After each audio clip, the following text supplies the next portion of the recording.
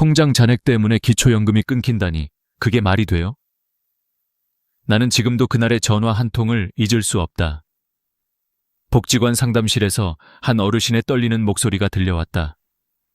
윤 선생, 나 이번 달에 연금이 안 들어왔어요.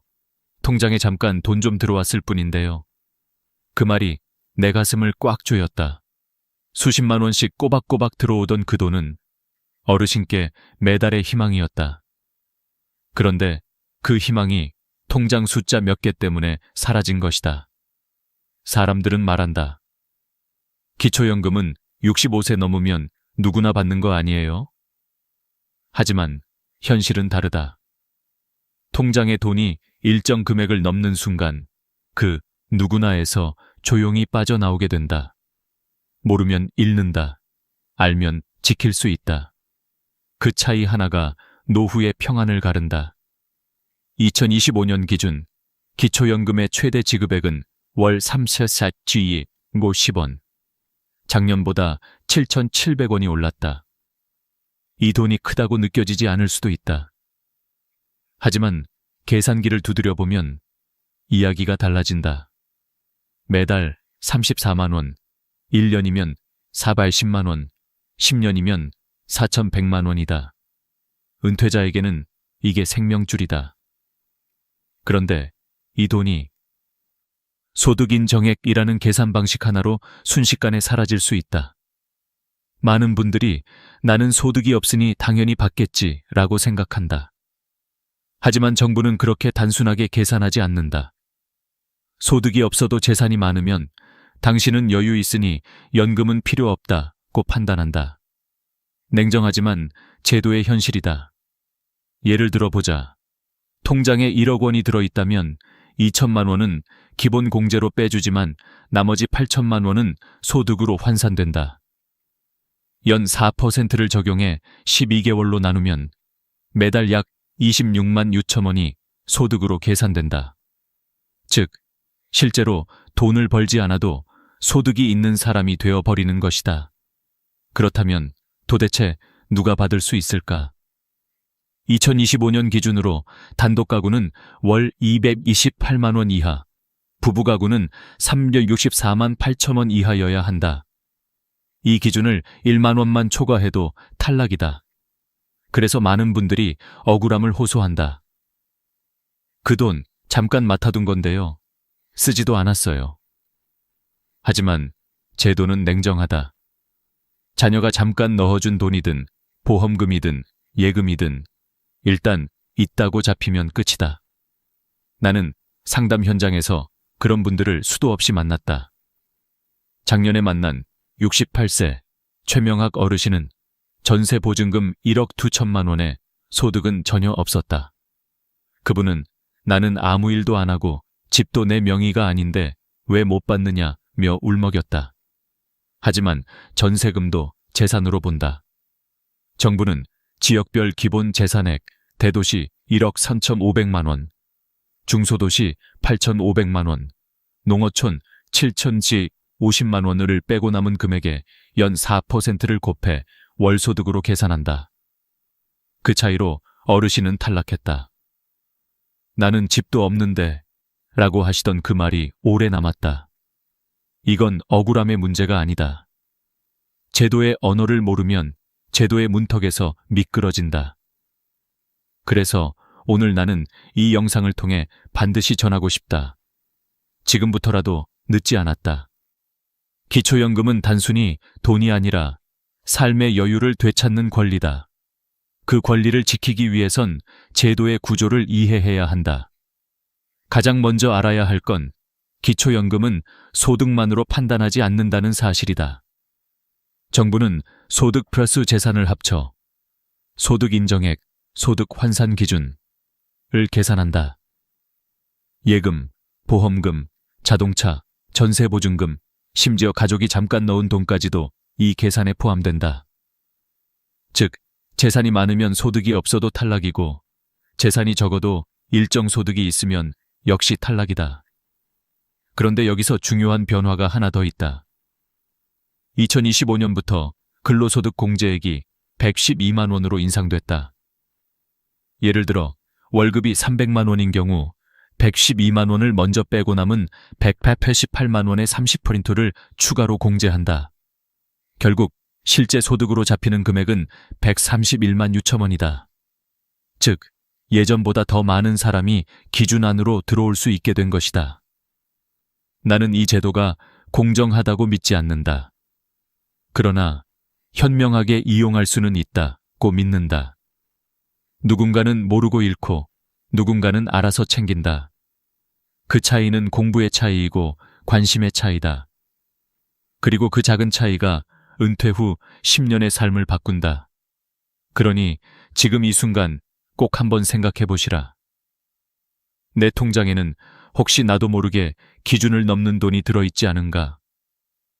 그 돈이 나를 편하게 만드는 게 아니라 오히려 기초연금의 문을 닫게 만드는 열쇠가 될 수도 있다. 이제부터 본격적으로 살펴보자. 도대체 어떤 실수들이 연금을 끊어버리는 걸까? 그리고 그 실수들을 피할 수 있는 방법은 무엇일까? 당신이 몰랐던 9가지 함정, 지금부터 하나씩 밝혀드리겠다. 나는 은행 창구에서 오랫동안 일하면서 수없이 같은 장면을 보았다. 상담 테이블 너머로 어르신이 조심스레 물었다. 이거 잠깐 넣었다 빼면 괜찮죠? 그리고 몇 달 뒤 그분의 표정은 완전히 달라졌다. 윤 선생, 기초연금이 끊겼어요. 그냥 자식 통장 좀 도와준 건데요. 이건 단순한 오해가 아니다. 정말 많은 분들이 몰라서 손해를 본다. 그래서 지금부터 말씀드릴 9가지 실수는 반드시 기억하셔야 한다. 단 하나라도 해당되면 연금이 끊길 수 있다. 첫 번째 실수, 가족 간의 돈 이동. 잠깐 맡겼다가 돌려받았을 뿐인데요. 이렇게 말해도 통하지 않는다. 국민연금공단은 이체 기록을 증여로 볼 수 있다. 특히 자녀가 부모에게 혹은 부모가 자녀에게 일정 금액 이상을 송금하면 그 흔적은 그대로 남고 그 돈은 재산으로 포함된다. 한 번이라도 큰 금액이 오가면 그건 이미 데이터로 저장된다. 한 70대 부부는 자녀가 집을 살며 일시적으로 부모 통장에 계약금을 넣었다가 돌려준 적이 있었다. 그 돈은 우리 돈이 아니었는데, 그러나 심사에서는 재산으로 잡혀 탈락했다. 그분의 한숨이 잊히지 않았다. 두 번째 실수, 자녀 명의 적금을 본인이 관리하는 경우. 아들 이름으로 넣은 건데요. 나중에 내가 찾았어요. 이렇게 말하면 끝이다. 제도는 명의보다 실제 사용자를 본다. 부모가 입금하고 출금까지 하면 그건 부모의 자산으로 본다. 실제로 한 어머니가 이런 이유로 연금 전액 삭감 판정을 받았다. 세 번째 실수, 부동산을 자녀에게 헐값으로 넘기는 것. 노후에 세금 아끼려는 마음으로 이참에 자식한테 싸게 넘기자고 하시는 경우가 많다. 그러나 시세보다 너무 낮은 금액으로 거래하면 그 차액이 증여로 간주된다. 그 결과 증여세뿐 아니라 기초연금에서도 재산이 줄지 않은 것으로 판단된다. 재산은 여전히 유지됐다는 논리로 연금 감액이 이루어진다. 네 번째 실수, 폐업 신고를 안 한 사업자. 가게 문 닫은 지 오래됐어요. 이렇게 말해도 소용없다.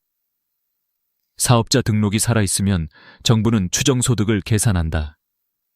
실제로 돈을 벌지 않아도 있다고 간주하기 때문이다. 이건 기초연금 계산에서 매우 치명적이다. 반드시 홈택스에서 폐업 신고를 해야 한다. 다섯 번째 실수, 고급 자동차 보유. 2025년부터는 배기량 기준이 사라지고 차량 가액 4천만 원 이상이면 무조건 고급차로 본다. 그 금액은 전액소득으로 환산된다. 예를 들어 차량 가액이 5천만 원이면 5천만 원 전부가 소득으로 계산된다. 반면 3천만 원짜리 차량은 일반 자동차로 분류되어 14%만 반영된다. 이 차이는 어마어마하다. 여섯 번째 실수, 보험 해약금. 오래된 보험 하나 정리했을 뿐인데요. 하지만 해약금은 일시적 소득으로 계산된다. 해약금이 2천만 원 이상이면 그 순간 소득 인정액이 기준을 훌쩍 넘는다. 실제로 어떤 어르신은 보험을 해약한 다음 달에 바로 연금이 중단됐다. 7번째 실수, 자녀 명의 통장을 부모가 사용하는 경우. 이건 세무조사에서도 자주 걸린다. 자녀 이름이지만 부모가 자유롭게 입출금하면 그것은 부모 자산이다. 특히 큰 금액이 오가면 바로 추적된다. 국민연금공단은 금융거래 데이터를 국세청과 연동해보기 때문에 숨길 수 없다. 8번째 실수, 월세 수입을 신고하지 않는 것. 그냥 조용히 받으면 모르겠지 라고 생각하지만 요즘은 국세청과 연계돼 자동으로 파악된다. 신고하지 않으면 오히려 불이익이다. 소득이 잡히는 순간 연금은 바로 탈락이다. 9번째 실수, 최근 5년간 재산 정리 기록. 기초연금은 현재만 보는 게 아니다. 최근 5년간의 금융거래와 부동산 변동을 모두 살펴본다.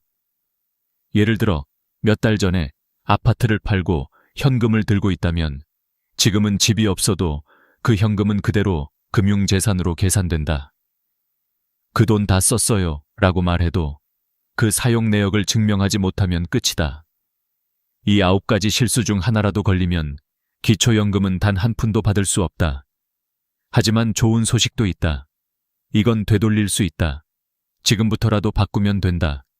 제도를 이해하고 증거를 남기고 기준을 충족시키면 다시 받을 수 있다. 한 가지 분명한 진실은 이것이다. 기초연금은 가난한 사람에게 주는 돈이 아니라 제도를 이해한 사람에게 돌아가는 권리라는 사실이다.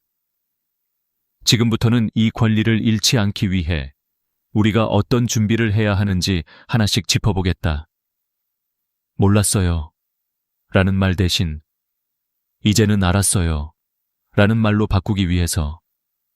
기초연금이란 제도는 단순히 신청서 한 장으로 끝나는 일이 아니다. 그건 10년 후에 내 삶을 설계하는 종합재무전략에 가깝다. 그래서 나는 늘 상담 자리에서 이렇게 말한다. 지금부터가 진짜 시작이에요. 오늘은 그 시작을 돕기 위해 기초연금을 지키는 5가지 준비를 구체적으로 말씀드리려 한다. 이건 단순한 정보가 아니라 수많은 시니어 상담을 통해 실제로 효과가 입증된 전략들이다. 첫 번째 준비, 가구 기준의 함정에서 벗어나라. 많은 분들이 이렇게 말씀하신다. 나는 일도 없고 집도 없어요. 그런데 왜 탈락이에요? 하지만 기초연금은 개인 기준이 아니라 가구 기준으로 심사한다.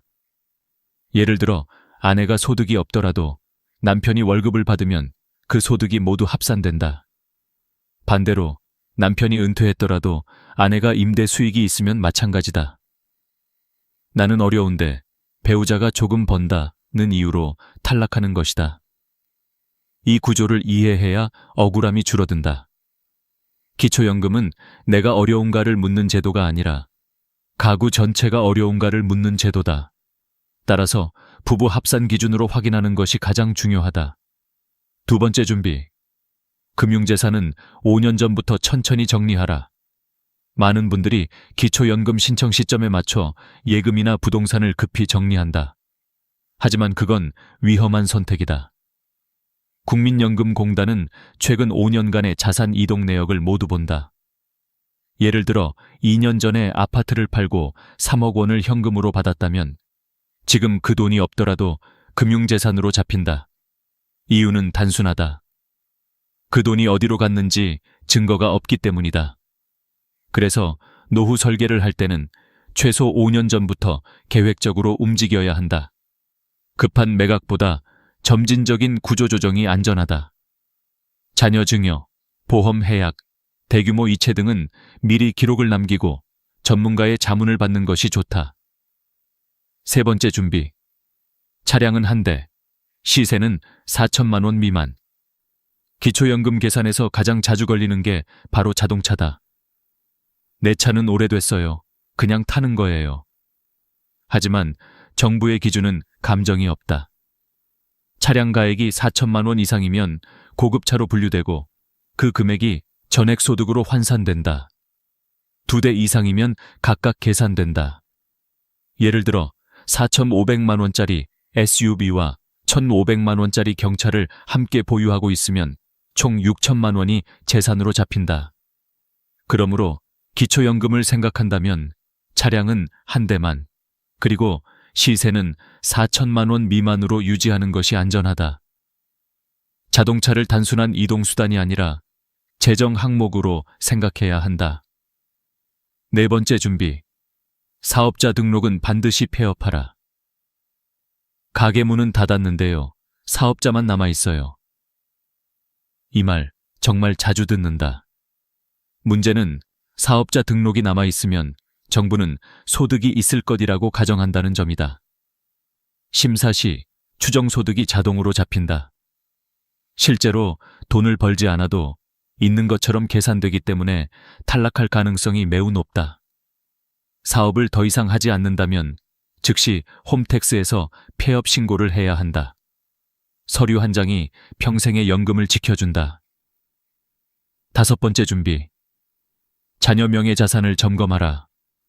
이건 생각보다 중요하다.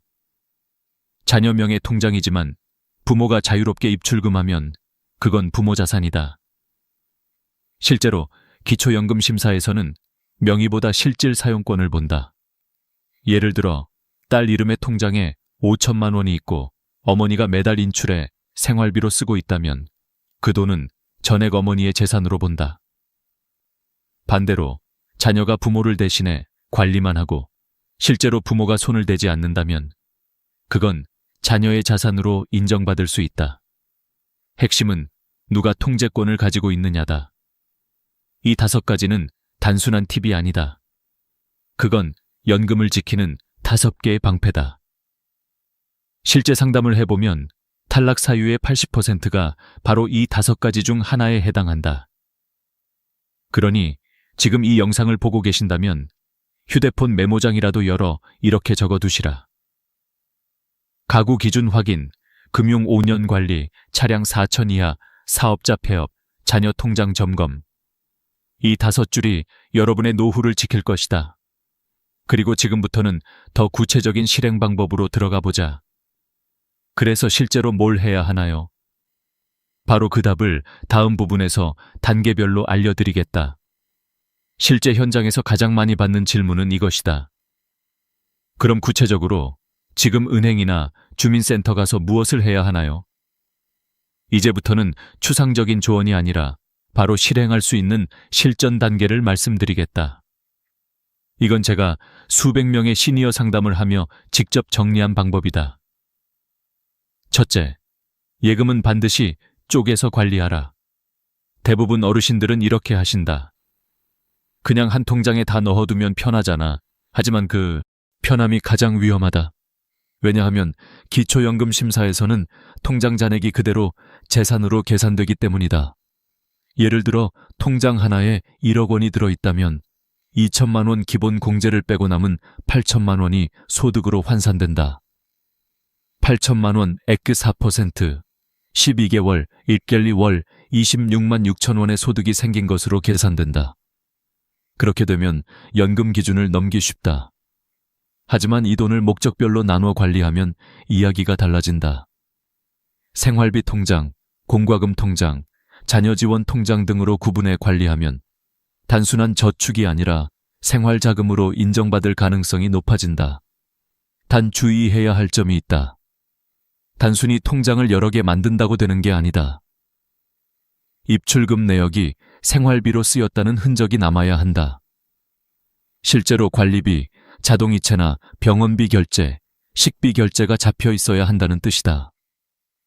이런 기록들이 제도적 증거로 작용한다. 둘째, 보험은 무조건 해약하지 말고 전문가에게 먼저 물어라. 보험 해약하면 당장 돈이 생기니까 생활비로 쓰면 되잖아요. 이 말이 탈락의 시작이다. 보험 해약금은 일시적 소득으로 간주되기 때문이다. 예를 들어 15년 유지한 보험을 해약해 2,500만 원을 받았다면 그달부터 소득 인정액이 급등해 연금이 끊긴다. 반면 보장성 보험은 영향을 거의 주지 않는다. 그러므로 보장성인지 저축성인지 반드시 확인해야 한다. 만약 환급금이 크다면 당장 해약하지 말고 보장 항목만 줄이거나 전문가 상담을 거쳐야 한다. 지금 돈이 급하다는 이유로 서둘렀다가는 10년치 연금을 잃을 수 있다. 셋째, 전세는 월세로 일부 전환하라. 이건 많은 분들이 놓치는 핵심이다. 전세 보증금은 내 돈이 아닌데도 재산으로 계산된다. 예를 들어 전세금이 1억 6천만 원이면 정부는 이 돈의 4%를 소득으로 계산해 매달 약 53만 원을 번 것처럼 간주한다. 그래서 소득 인정액이 초과되는 것이다. 그럴 땐 일부를 월세로 전환하라.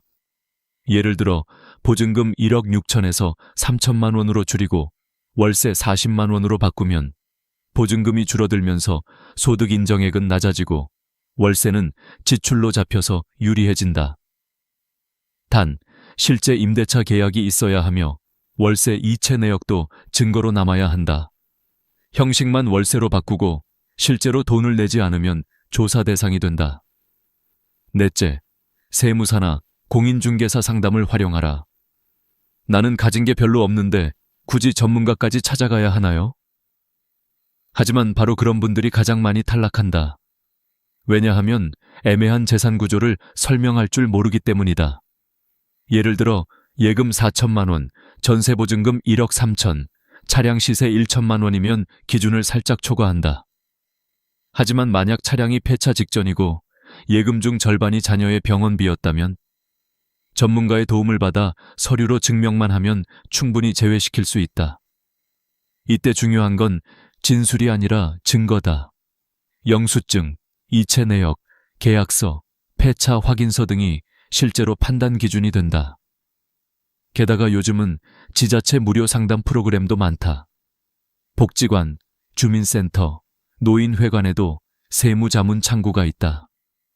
돈이 아니라 정보를 아끼지 마라. 그게 가장 큰 손해다.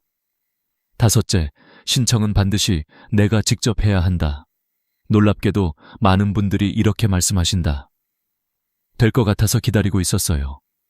하지만 기초연금은 자동 지급이 아니다. 신청하지 않으면 100% 탈락이다. 심지어 서류 하나 빠졌다고 탈락하는 경우도 많다. 예를 들어 건강보험료 납부 내역서가 누락되거나 오래된 CMA 계좌를 제출하지 않아도 은닉재산으로 판단된다. 그래서 신청 전 반드시 4가지를 확인해야 한다. 1. 기초생활수급자 및 돌봄 서비스 중복 여부. 2. 건강보험료 납부 금액. 3. 모든 금융계좌 내역. 4. 배우자 소득 및 재산 합산 여부. 이 4가지가 완벽히 준비돼야 심사에서 안전하다. 기초연금은 기다린다고 생기지 않는다. 움직이는 사람에게만 주어진다. 그리고 그 움직임은 거창할 필요가 없다. 주민센터 한번 방문, 서류 몇 장 제출, 그리고 내 이름으로 신청서에 사인 한번.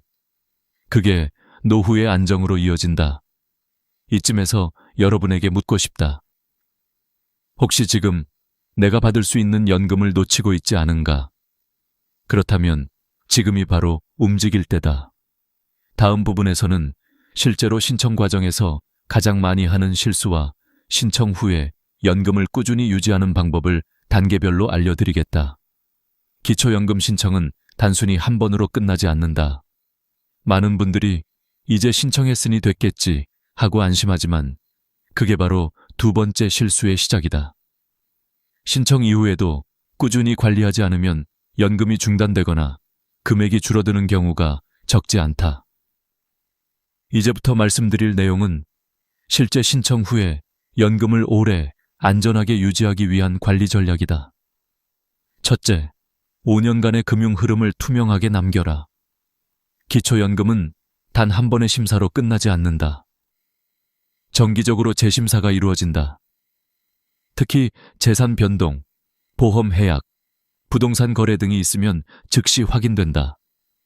그래서 통장 거래 내역, 계좌 간 이체 기록, 현금 인출 내역 등을 깔끔하게 정리해 두는 게 좋다. 예를 들어 자녀가 생활비를 보냈다면 생활비 메모를 남기고 병원비로 인출했다면 영수증을 함께 보관하라. 이런 세세한 기록들이 재심사 때 이건 단순한 소비였다 는 증거로 작용한다. 한 72세 어르신은 3년 전 자녀가 결혼할 때 도와주기 위해 2천만 원을 송금했다가 그것이 증여로 오해받아 연금이 중단된 적이 있다. 하지만 나중에 결혼식 계약서와 이체 내역을 제출하자 다시 회복됐다. 기록은 곧 방패다. 둘째, 자동차는 상태가 바뀌면 바로 신고하라. 자동차를 폐차했거나 팔았다면 그 즉시 구청이나 국민연금공단에 변경 신고를 해야 한다. 이유는 단순하다. 연금심사는 될 2년 전 데이터를 기준으로 하는 경우가 많다. 이미 팔았는데도 시스템에선 보유 중으로 잡혀 있으면 탈락한다.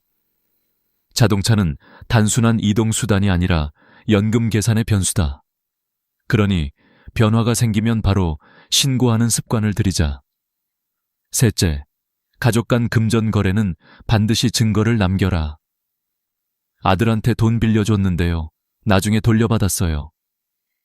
이 말이 아무리 진심이라도 증거가 없으면 증여로 본다.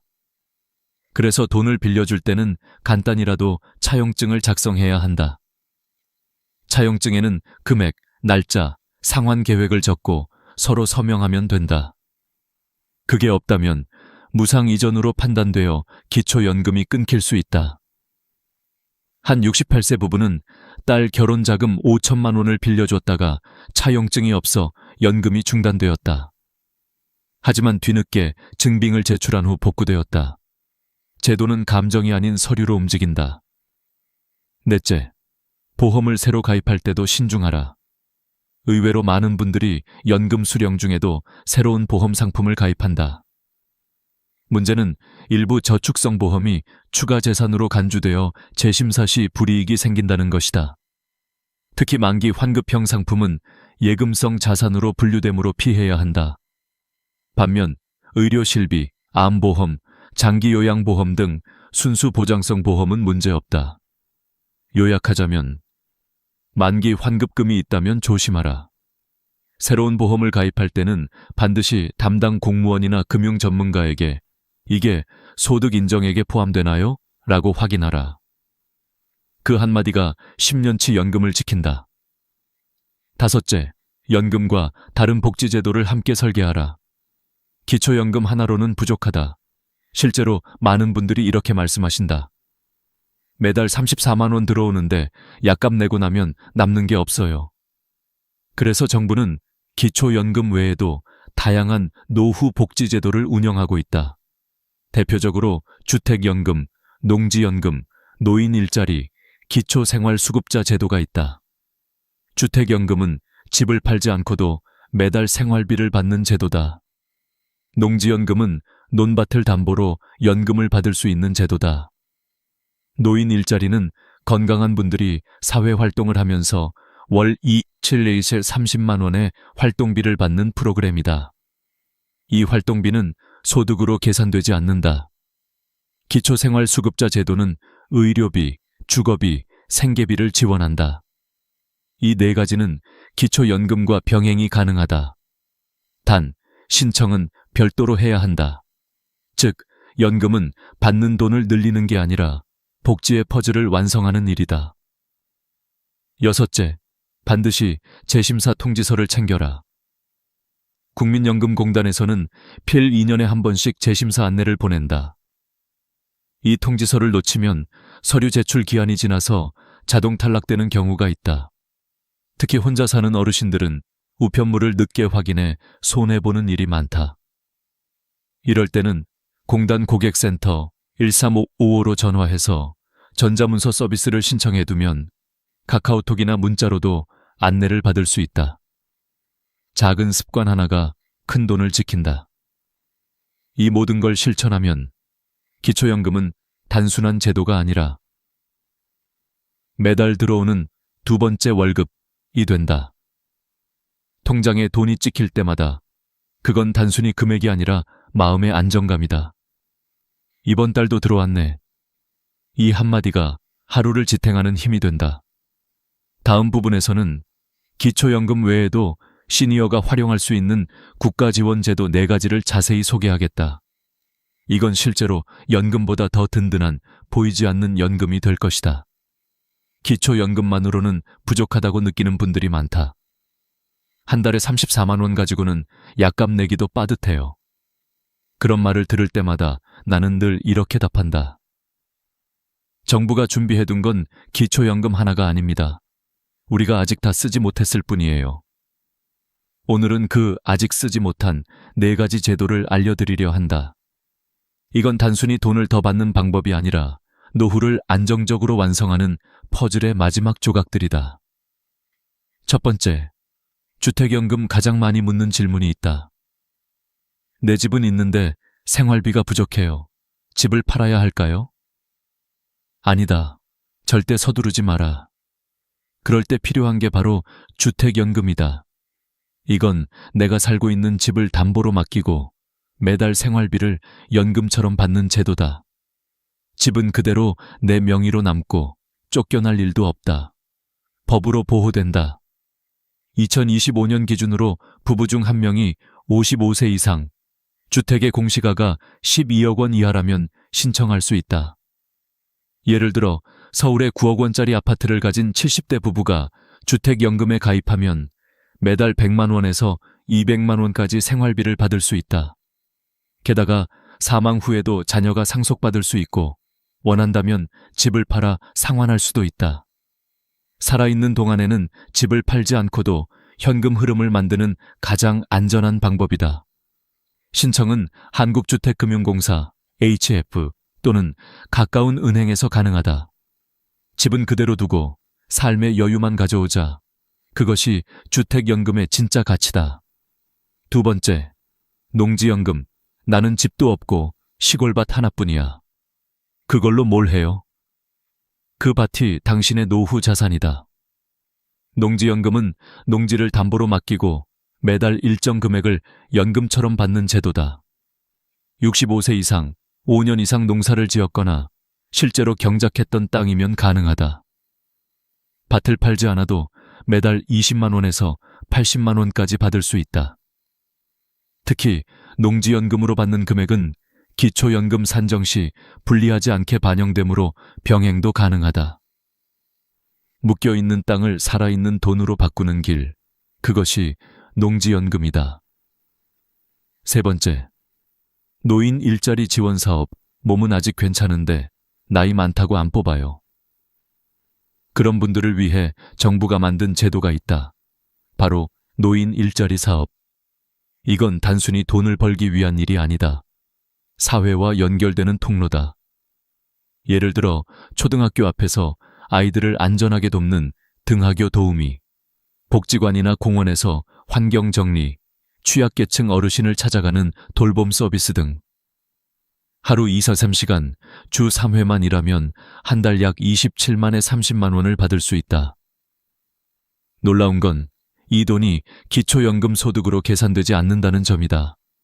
즉, 기초연금도 받고 활동비도 받을 수 있다. 몸도 움직이고 마음도 외롭지 않고 지갑도 든든해지는 일석삼조의 기회다. 신청은 매년 11월, 12월 사이 복지로 사이트나 주민센터에서 가능하다. 나는 아직 사회의 일원이다. 이 확신이 노후를 지탱한다. 네 번째, 기초생활수급자 제도. 많은 분들이 이렇게 말한다. 나는 자식도 있고 집도 있으니까 그건 나랑 상관없어요. 하지만 기초생활수급자 제도는 단순히 가난한 사람만을 위한 게 아니다. 실제로는 일정 조건을 충족하면 충분히 신청할 수 있다. 의료비, 주거비, 생계비를 지원받을 수 있고 병원비가 거의 무료에 가깝다. 수술비, 약값까지 지원된다. 주거급여로 월세 20만 원 가까이 보조받을 수도 있다. 생계급여는 현금으로 매달 50만 원 이상이 들어온다. 게다가 자녀가 따로 살고 있고 경제적으로 도움을 주지 않는다면 부양 의무자 기준이 완화되어 선정될 가능성이 높다. 무조건 안 될 거라 생각하지 말고 혹시나가 다행히로 바뀔 수 있는 기회로 보자. 이 네 가지는 모두 기초연금과 함께 설계할 수 있다. 즉, 하나의 제도로 끝나는 게 아니라 서로 연결된 노후 생태계다. 이걸 제대로 아는 사람은 안정된 노후를, 모르는 사람은 불안한 노후를 맞는다. 결국 지식이 연금이다. 이제 마지막으로 오늘 이야기를 한 줄로 정리해드리겠다. 기초연금은 신청이 아니라 설계다. 지식을 쌓고 준비한 사람만이 매달 통장에 찍히는 그 한 줄의 숫자에 마음의 안정을 더할 수 있다. 여러분, 지금이 바로 그 준비의 시작이다. 오늘 영상이 마음에 와닿으셨다면 주변의 부모님, 친구, 이웃에게 공유해주세요. 이건 당신이 꼭 알아야 할 이야기야. 그 한마디가 누군가의 노후를 지켜줄지도 모릅니다. 항상 여러분의 편에서 여러분의 노후를 응원하겠습니다. 저는 윤정이었습니다. 다음 영상에서 또 뵙겠습니다. 구독과 좋아요는 여러분의 마음을 나누는 가장 따뜻한 방법입니다. 사람이 세상을 떠나면 가족들은 장례식장을 찾아 3일 동안 빈소를 지킵니다. 그건 너무나 당연한 일이라 생각하죠. 그런데 말입니다. 이제 그 3일장이 점점 사라지고 있습니다. 조문객이 줄고 가족끼리만 조용히 치르는 하루장, 혹은 아예 장례식장 없이 화장장으로 바로 가는 경우도 늘고 있습니다. 예전 같으면 상상도 못할 일이죠. 저는 오랜 세월 환자들의 마지막 순간을 지켜보며 죽음의 풍경이 얼마나 바뀌었는지를 똑똑히 보았습니다. 의료가 발전하면서 사람들은 집이 아닌 병원에서 세상을 떠나게 되었고, 그때부터 장례의 의미도 조금씩 달라지기 시작했습니다. 예전엔 마을 전체가 모여 슬픔을 나누었지만 이제는 병원 안에서 가족 몇 명만 함께합니다. 그리고 발인까지 단 하루장이 새로운 표준이 되어가고 있죠. 3일장은 단순히 시간을 보내는 절차가 아니었습니다. 고인을 기리고 조문객이 찾아와 인연을 정리하는 사회적 의례였습니다. 하지만 지금은 그 의미가 점점 희미해지고 있습니다. 시간이 없고 사람들이 멀리 있고 조문 문화도 사라지고 있기 때문입니다. 그렇다면 이제 우리는 왜 여전히 3일장을 고집하고 있을까요? 그리고 정말 하루 만에 끝내는 장례가 나쁜 걸까요? 오늘 저는 의사의 눈으로 본 장례의 변화를 통해 3일장이 왜 의미를 잃어가고 있는지, 그리고 앞으로 어떤 방식이 더 존엄한 마지막이 될 수 있는지를 함께 이야기해 보려 합니다. 죽음은 피할 수 없지만 그 마지막을 어떻게 보낼지는 우리가 선택할 수 있습니다. 이 이야기가 당신이 사랑하는 사람의 마지막을 준비하는데 작은 도움이 되길 바랍니다. 3일장의 역사와 의미, 우리가 알고 있는 3일장의 뿌리는 조선시대 유교 장례 문화에서 비롯되었습니다. 그 시절 사람의 죽음은 단순한 이별이 아니라 삶의 또 다른 시작으로 여겨졌습니다. 그래서 죽음에는 반드시 시간이 필요하다고 생각했습니다. 영혼이 완전히 세상을 떠나기까지 몸과 마음이 정리되는 시간이 3일이라 믿었던 겁니다. 조선시대 유교에서는 예와 인이 중요했죠. 사람이 세상을 떠나면 남은 가족은 그동안 받은 사랑과 은혜를 갚는다는 뜻으로 최대한 공손하게 정성껏 장례를 치렀습니다. 그래서 3일 동안은 고인의 혼을 모시며 슬픔을 다스리는 기간이었고, 동시에 가족과 이웃이 인간관계의 마지막 예의를 나누는 시간이었습니다.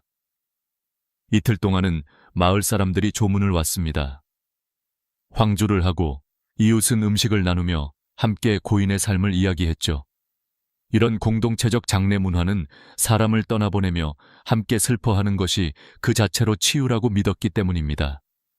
첫째 날, 초빈, 고인 운구, 염습, 빈소 마련. 둘째 날, 조문, 지인 방문, 제례, 마지막 작별 인사.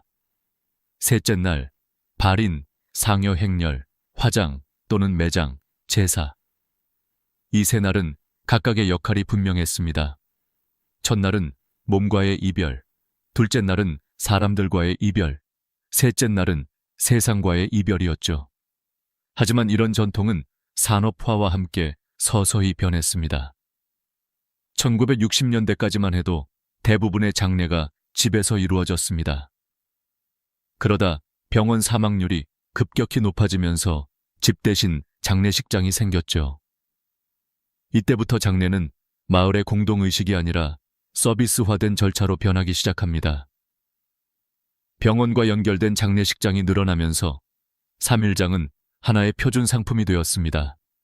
식장 임대료, 안치료, 재단 비용, 음식, 조문객 응대까지 모두 3일 패키지로 정형화된 겁니다. 코로나 이후엔 절반 가까운 장례가 이틀 혹은 하루로 진행되고 있습니다. 제가 장례식장 관계자에게 들은 이야기입니다. 요즘은 첫날 저녁에 모여 다음날 아침 발이 나는 게 일반적입니다. 조문객이 거의 없으니까요. 그만큼 3일장은 형식만 남은 절차가 되어가고 있습니다. 하지만 우리가 기억해야 할 건 3일장의 본래 의미는 시간이 아니라 마음이었다는 겁니다.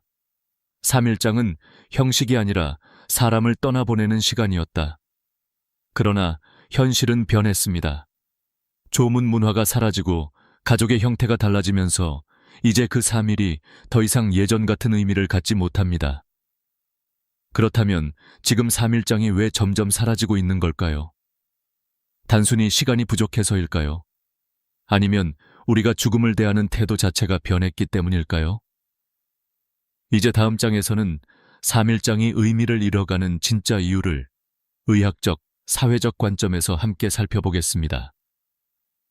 예전엔 장례식장 복도가 사람들로 붐볐습니다. 이웃, 직장 동료, 친척, 친구들까지 하루 종일 조문객이 이어졌죠.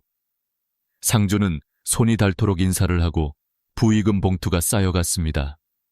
고인의 삶을 기억하는 사람들의 발걸음이 그렇게 3일 동안 이어졌습니다. 하지만 지금은 다릅니다. 빈소는 조용합니다. 조문객 대신 휴대전화 메시지가 오갑니다. 삼가 고인의 명복을 빕니다. 짧은 한 줄이 마음을 대신합니다. 3일장을 지켜야 할 이유가 하나씩 사라지고 있는 겁니다. 가장 큰 이유는 조문 문화의 변화입니다. 스마트폰 하나로 문상을 대신하는 시대. 예전에는 직접 찾아가는 것이 예의였지만 이제는 문자 한 통이면 충분하다고 생각합니다. 사회적 관계가 좁아지고 가족 중심의 인간관계가 늘어나면서 조문객을 기다릴 필요가 점점 사라지고 있습니다. 예전엔 한 사람의 죽음이 마을 전체의 슬픔이었지만 지금은 가족의 일로만 남습니다. 슬픔이 공동체에서 개인으로 옮겨간 것이죠. 두 번째 이유는 의료 환경의 변화입니다. 대부분의 사람들이 병원에서 세상을 떠납니다. 집에서 임종하는 경우는 10명 중 1명도 되지 않습니다. 죽음이 집에서 멀어지면서 장례도 함께 변했습니다. 병원 안에서 생명이 멈추고 바로 장례식장으로 연결됩니다. 의료 절차가 곧 장례 절차가 된 셈이죠. 시간은 짧고 이별은 급합니다. 의학이 발전할수록 죽음은 의식이 아니라 행정 절차로 바뀌어가고 있습니다. 세 번째 이유는 경제적인 부담입니다. 장례식장 하루 사용료가 평균 100만 원, 식대, 재단비, 차량비, 화장 비용까지 합치면 3일장 기준 1200에서 1500만 원이 듭니다. 조문객이 많을 땐 부의금으로 충당됐지만 요즘은 오히려 적자입니다. 조문객은 줄었고 비용은 그대로입니다. 결국 경제적 현실이 장례의 길이를 결정하게 된 것이죠. 네 번째 이유는 가족 구조의 변화입니다. 예전엔 대가족이 모여 상가를 지켰지만 지금은 대부분 핵가족이나 1인 가구입니다. 장례를 치러야 할 상주가 노부모 단둘이거나 자녀가 해외에 있는 경우도 많습니다. 가족이 줄어든 만큼 장례도 작아지고 간소화됩니다. 다섯 번째 이유는 코로나입니다. 팬데믹 시절 정부의 모이지 말라는 지침이 장례 문화까지 바꿔버렸습니다. 그때 생겨난 것이 온라인 조문과 비대면 발인입니다. 휴대전화로 조의금을 보내고 영상통화로 마지막 인사를 전하는 시대가 된 겁니다. 거리두기의 시대는 사람의 마음까지 멀어지게 만들었습니다. 그리고 마지막 여섯 번째 이유는 죽음을 바라보는 우리의 태도가 달라졌기 때문입니다. 예전에는 죽음이 두렵고 멀리 해야 할 존재였습니다.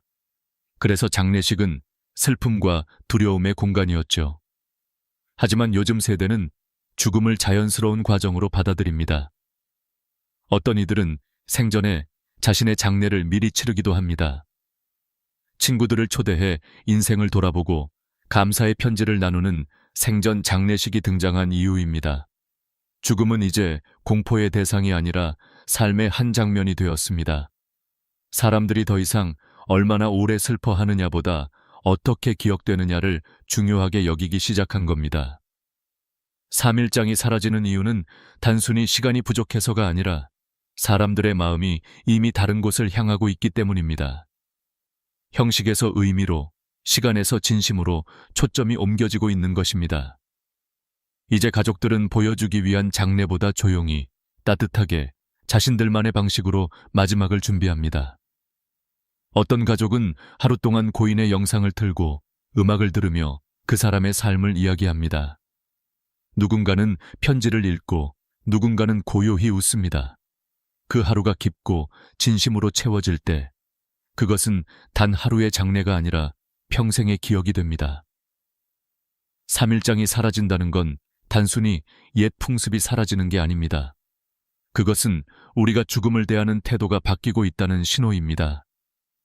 의학의 발전, 사회의 변화, 비용의 압박, 가족의 형태, 그리고 인간의 마음까지 모두 변하고 있습니다. 그리고 이 변화 속에서 우리는 묻게 됩니다. 정말 3일이 아니면 안 되는 걸까? 진심이 있다면 하루여도 괜찮지 않을까? 다음 장에서는 이렇게 변화한 사회 속에서 새롭게 떠오르고 있는 장례의 형태, 일일장, 가족장, 그리고 생전 장례식과 자연장의 모습을 함께 살펴보겠습니다. 그 속에는 단순히 시간을 줄이는 것이 아니라 사람을 존엄하게 떠나보내는 새로운 방식이 담겨 있습니다. 3일장이 점점 사라지고 있습니다. 그 자리를 대신하는 건 단순히 간소화된 장례가 아닙니다. 전혀 새로운 이별의 문화가 태어나고 있는 것이죠. 오늘은 그 변화의 중심에 있는 일일장, 가족장, 그리고 생전 장례식 이야기를 드리려 합니다. 먼저 일일장입니다. 고인이 세상을 떠난 다음 날, 바로 화장과 안치를 마치는 방식입니다. 겉으로 보기엔 빠르고 차가워 보이지만 그 안에는 새로운 철학이 숨어 있습니다. 형식보다 진심, 절차보다 감정에 집중하는 장례. 조문객을 맞이하느라 바쁘게 인사하는 대신 가족이 고인의 곁에 온전히 머물러 있습니다. 한 자녀가 이렇게 말했습니다. 아버지 장례를 하루 만에 치렀지만 그 하루가 평생 잊히지 않을 만큼 깊었습니다. 슬픔을 길게 끄는 대신 진심을 온전히 담는 하루. 그것이 일일장이 가진 의미입니다. 장례의 길이가 아니라 마음의 밀도가 중요한 시대가 된 겁니다. 두 번째는 가족장입니다. 3일장보다 더 작고 조문객을 초대하지 않습니다. 가족끼리만 조용히 고인을 보내드리죠. 장례식장 대신 집이나 요양병원, 납골당에서 음악을 틀고 고인의 사진을 함께 보며 이야기를 나눕니다. 마치 생일 파티처럼 웃으며 추억을 나누기도 합니다. 장례식장의 번잡함을 피하고 고인을 편안하게 보내드리고 싶은 마음. 그것이 가족장이 주는 평온입니다. 특히 코로나 이후 가족만의 공간에서 보내드리겠다는 선택이 새로운 표준으로 자리 잡고 있습니다. 세 번째는 생전 장례식입니다. 말 그대로 살아있을 때 자신의 장례를 미리 치르는 의식이죠. 고인이 아니라 본인이 주인공입니다. 친구들을 초대해 감사의 편지를 전하고 인생을 돌아봅니다. 어떤 노인은 자신이 좋아하던 음악을 틀고 평생 고마웠던 사람들에게 손편지를 나눴습니다. 오늘 이 순간이 내 인생에서 가장 행복합니다. 그는 그렇게 웃으며 인생의 마지막을 준비했습니다. 이건 단순한 이벤트가 아닙니다.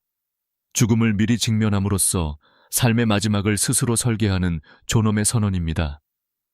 의학적으로도 Living Farewell, Living Farewell은 정신적 안정에 큰 도움이 된다고 합니다.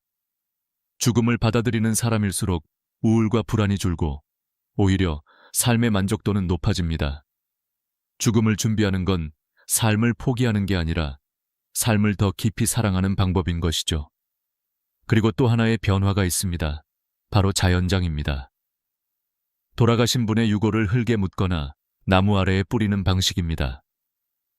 국토부 통계에 따르면 수목장이나 자연장을 선택하는 비율은 10년 새 5배 증가했습니다. 도시에서 묘지를 관리하기 어려운 현실, 그리고 환경을 생각하는 세대의 변화가 자연장을 새로운 흐름으로 만들고 있습니다. 단순한 절차가 아니라 자연으로 돌아간다는 철학적 선택이기도 합니다. 이제 기술이 장례의 일부가 되었습니다. 디지털 추모관, 온라인 메모리얼이라는 개념이 등장했죠. 고인의 음성이나 영상, 기록을 온라인 공간에 영구 저장해 언제든 다시 볼 수 있는 서비스입니다.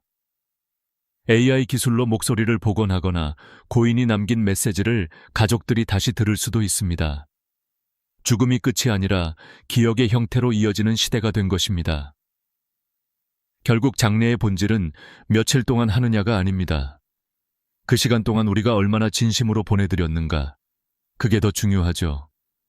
하루라도 고인의 손을 잡고 그의 인생을 이야기하며 사랑과 감사의 말을 전했다면 그것이야말로 가장 완전한 장례입니다.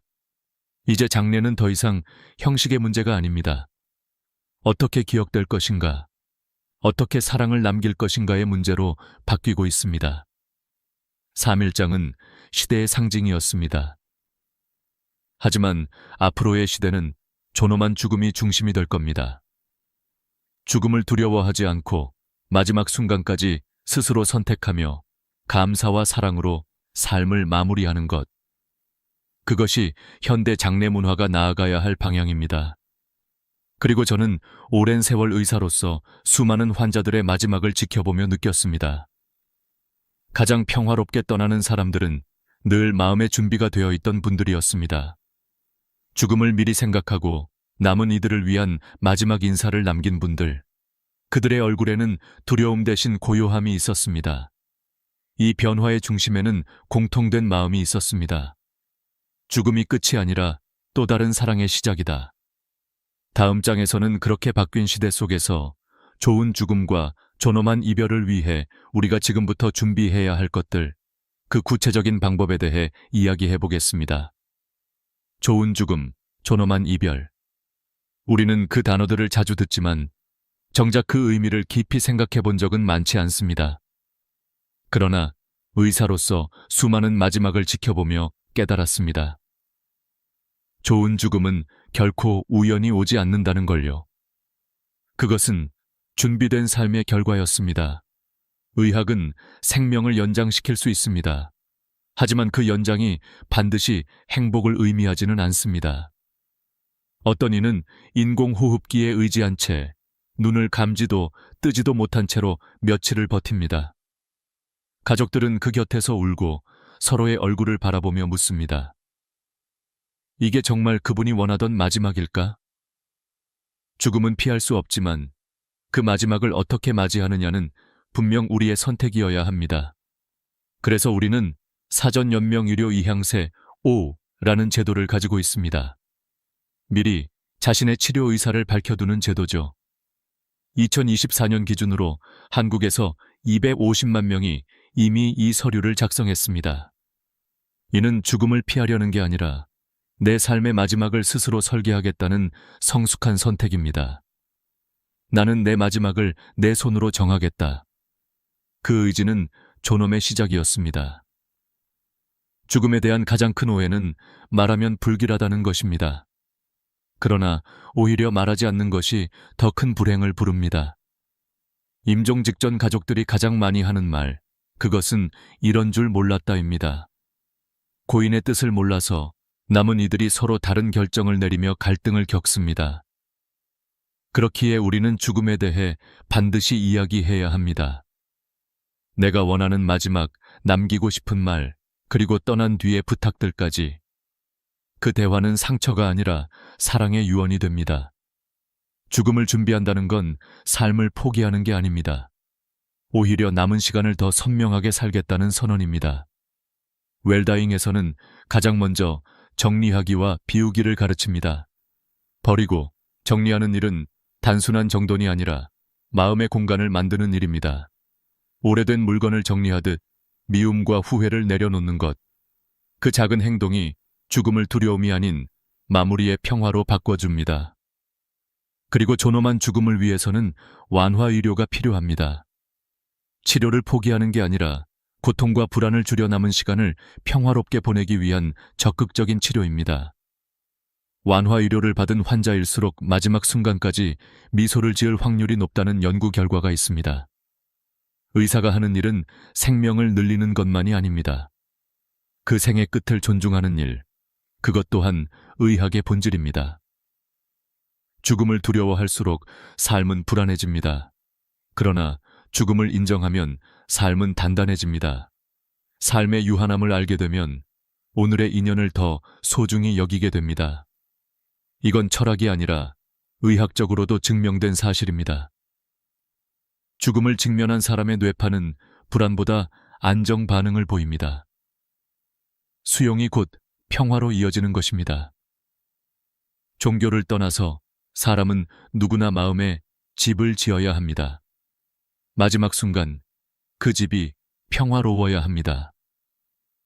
임종을 앞둔 사람들은 종종 이런 말을 합니다. 내가 사랑했던 사람들의 얼굴이 떠올라요. 그것은 종교적 환상이 아니라 인간의 마음이 삶을 정리하는 자연스러운 과정입니다. 그래서 존엄한 죽음의 마지막 준비는 미움보다 사랑, 원망보다 감사로 마음을 채우는 일입니다. 죽음은 끝이지만 사랑은 남습니다. 요즘은 영상으로 마지막 인사를 남기는 분들이 많습니다. 자녀에게, 배우자에게 세상에 남기는 짧은 편지 한 장이 남은 이들의 마음을 지탱해 줍니다. 어떤 이는 자신의 마지막 인사를 녹음해 가족에게 남겼습니다. 너희가 울 때 나는 미소 짓고 있을 거야. 그러니 너무 슬퍼하지 말아라. 그 한마디가 가족들의 삶을 지탱해 주었습니다. 죽음을 준비한다는 건 단지 나의 마무리가 아니라 남은 사람들의 시작을 도와주는 일입니다. 좋은 죽음은 운명이 아닙니다. 누구나 준비할 수 있는 선택입니다. 3일장이 사라지는 시대, 장례의 형식이 달라진다고 해서 삶의 존엄이 사라지는 건 아닙니다. 오히려 지금은 우리가 어떻게 떠날지를 스스로 결정할 수 있는 가장 인간다운 시대일지도 모릅니다. 죽음을 두려워하지 마십시오. 당신의 마지막을 사랑으로 설계하십시오. 그것이 바로 웰다잉이며 그리고 제가 의사로서 인간으로서 전하고 싶은 마지막 의학의 지혜입니다. 다음 장에서는 이 모든 이야기가 결국 죽음이 아닌 삶에 대한 이야기였음을 보여드리겠습니다. 우리가 두려워하는 끝이 아니라 지금 이 순간을 더 깊이 사랑하기 위한 시작으로서의 죽음을 이야기해보려 합니다. 우리는 흔히 죽음을 인생의 마지막이라 말합니다. 그러나 수많은 마지막을 지켜본 제 눈에는 그것이 오히려 또 하나의 시작처럼 보였습니다. 누군가는 사랑을 남기고, 누군가는 미움을 남기고, 누군가는 아무 말도 남기지 못한 채 떠납니다. 그리고 남은 사람들은 그 빈자리를 보며 비로소 삶을 배웁니다. 죽음은 그렇게 살아있는 사람을 가르치는 가장 조용한 선생이었습니다. 병원에서 근무할 때마다 느낍니다. 사람은 죽음 앞에서 모두 같아진다는 것을. 직함도 재산도 명예도 그 순간엔 아무 의미가 없습니다. 남는 건 단 하나, 그 사람이 어떤 마음으로 살았는가입니다. 3일장이 사라진 시대, 우리는 장례의 형식보다 마음의 내용이 더 중요한 시대로 들어섰습니다. 슬픔을 길게 이어가는 것보다 진심으로 보내드리는 것이 더 가치 있는 일이라는 것을 이제야 조금씩 깨닫고 있습니다. 어느 날 한 노부부가 병실로 찾아왔습니다. 남편은 말기암, 아내는 여전히 남편의 손을 꼭 쥐고 있었습니다. 남편은 제게 이렇게 말했습니다. 선생님, 아내에게 편지를 남기고 싶습니다. 그런데 손이 떨려서 글씨가 잘 안 써져요. 나는 종이와 펜을 대신 들어 그가 하는 말을 그대로 적었습니다. 여보, 당신이 내 곁에 있어서 나는 참 행복했습니다. 다음 생이 있다면 또 당신과 함께 밥 먹고 같이 웃고 싶습니다. 그는 그렇게 미소 지으며 눈을 감았습니다. 그리고 나는 그날 밤 다시 한번 깨달았습니다. 좋은 죽음이란 단순히 고통이 없는 죽음이 아니라 사랑이 완성되는 순간이라는 것을. 이제 사람들은 그 완성을 위해 자신의 마지막을 직접 준비합니다. 유언장을 쓰고 가족에게 하고 싶은 말을 영상으로 남기고 장례를 간소화하며 남은 사람들에게 부담을 주지 않으려 합니다. 하지만 그 속에는 또 다른 마음이 숨어 있습니다. 내가 떠난 뒤에도 당신들이 평화롭길 바란다. 그것이 진짜 웰다잉의 본질이죠. 죽음을 준비한다는 건 나를 위한 일이 아니라 사랑하는 사람을 위한 일입니다. 나는 종종 환자들에게 묻습니다. 당신은 어떤 죽음을 원하시나요? 대부분의 대답은 놀랍도록 단순합니다. 조용하게, 가족 손을 잡고, 평화롭게. 그리고 그 바람은 생각보다 쉽게 이루어질 수 있습니다. 필요한 건 거창한 의식이 아니라 진심 한 조각뿐이니까요. 요즘은 병원에서도 환자와 가족이 함께 마지막의 시간을 보내는 방이 있습니다. 인공호흡기를 떼고 조용한 음악을 틀고 서로의 손을 잡고 마음속 말을 전합니다. 사랑해요. 그동안 고마웠어요. 이제 편히 쉬세요. 그 몇 마디가 세상 모든 장례보다 깊은 의미를 가집니다. 어떤 장례식에도 없는 단 하나의 진심이 그 공간을 가득 채웁니다. 죽음은 피할 수 없지만 후회는 피할 수 있습니다. 오늘 내가 미안한 사람에게 용서를 구하고 고마운 사람에게 마음을 전하는 것, 그것이 바로 웰다잉의 시작입니다. 삶을 정리할수록 죽음은 두려움이 아니라 감사로 바뀝니다. 사람은 누구나 마지막 순간에 비슷한 말을 남깁니다. 조금만 더 사랑할 걸, 조금만 더 고맙다고 말할 걸. 그 후회가 쌓여 우리는 마침내 깨닫습니다. 죽음을 준비한다는 것은 결국 후회 없는 삶을 준비하는 일이라는 것을. 3일장이 사라지는 시대, 장례의 형식은 변하고 있지만 그 안에 사랑은 여전히 남아 있습니다. 오히려 지금은 더 인간다운 마지막을 선택할 수 있는 시대가 되었습니다. 죽음을 두려워하지 않고 그 안에서 삶의 의미를 되찾는 시대. 그것이 우리가 도착한 새로운 전환점입니다. 의사로서 그리고 한 사람으로서 저는 그 변화가 나쁘다고 생각하지 않습니다. 다만 바라는 것이 있다면 그 빠른 이별 속에서도 단 한순간만큼은 진심이 머물기를 바랍니다. 하루의 장례라도 좋습니다. 그 하루가 사랑과 감사로 채워진다면 그것은 3일장보다 깊은 의미를 가질 것입니다. 죽음은 끝이 아닙니다. 그것은 사랑의 결론이며 또 다른 시작입니다. 그 사실을 이해할 때 우리는 더 이상 이별을 두려워하지 않게 됩니다. 3일장의 길이는 줄었지만 마음의 깊이는 여전히 우리 손에 달려 있습니다. 이제 다음 장에서는 이 모든 이야기를 마무리하며 우리가 지금부터 어떻게 존엄한 죽음을 준비할 수 있는지를 구체적으로 이야기해 보겠습니다. 죽음을 말하는 것이 아니라 살아있는 지금을 더 뜨겁게 사랑하기 위한 지혜를 나누려 합니다. 죽음에 대해 말하는 건 여전히 쉽지 않습니다. 많은 이들이 고개를 저으며 말하죠. 그런 이야기는 불길하잖아요. 그러나 저는 수천 명의 마지막을 지켜보며 오히려 확신하게 되었습니다. 죽음을 이야기하지 않는 것이야말로 진짜 불행의 시작이라는 걸요. 마지막을 준비하지 못한 사람일수록 더 큰 두려움 속에서 삶을 마감했습니다. 반대로 죽음을 미리 받아들인 사람들은 끝까지 평화로웠습니다. 어느 90세 노인 환자가 있었습니다. 그는 임종을 앞두고 제게 이렇게 말했습니다. 선생님, 나는 이제 준비가 다 됐습니다. 내 몸이 멈추면 가족에게 인공호흡기를 달지 말아주세요. 내 인생은 이미 충분히 좋았으니까요. 그 말은 담담했지만 그 속에는 놀라운 평안이 담겨 있었습니다. 그는 마지막까지 자녀의 손을 잡고 조용히 미소 지었습니다. 슬픔보다 감사가 먼저였죠. 그 순간 저는 깨달았습니다.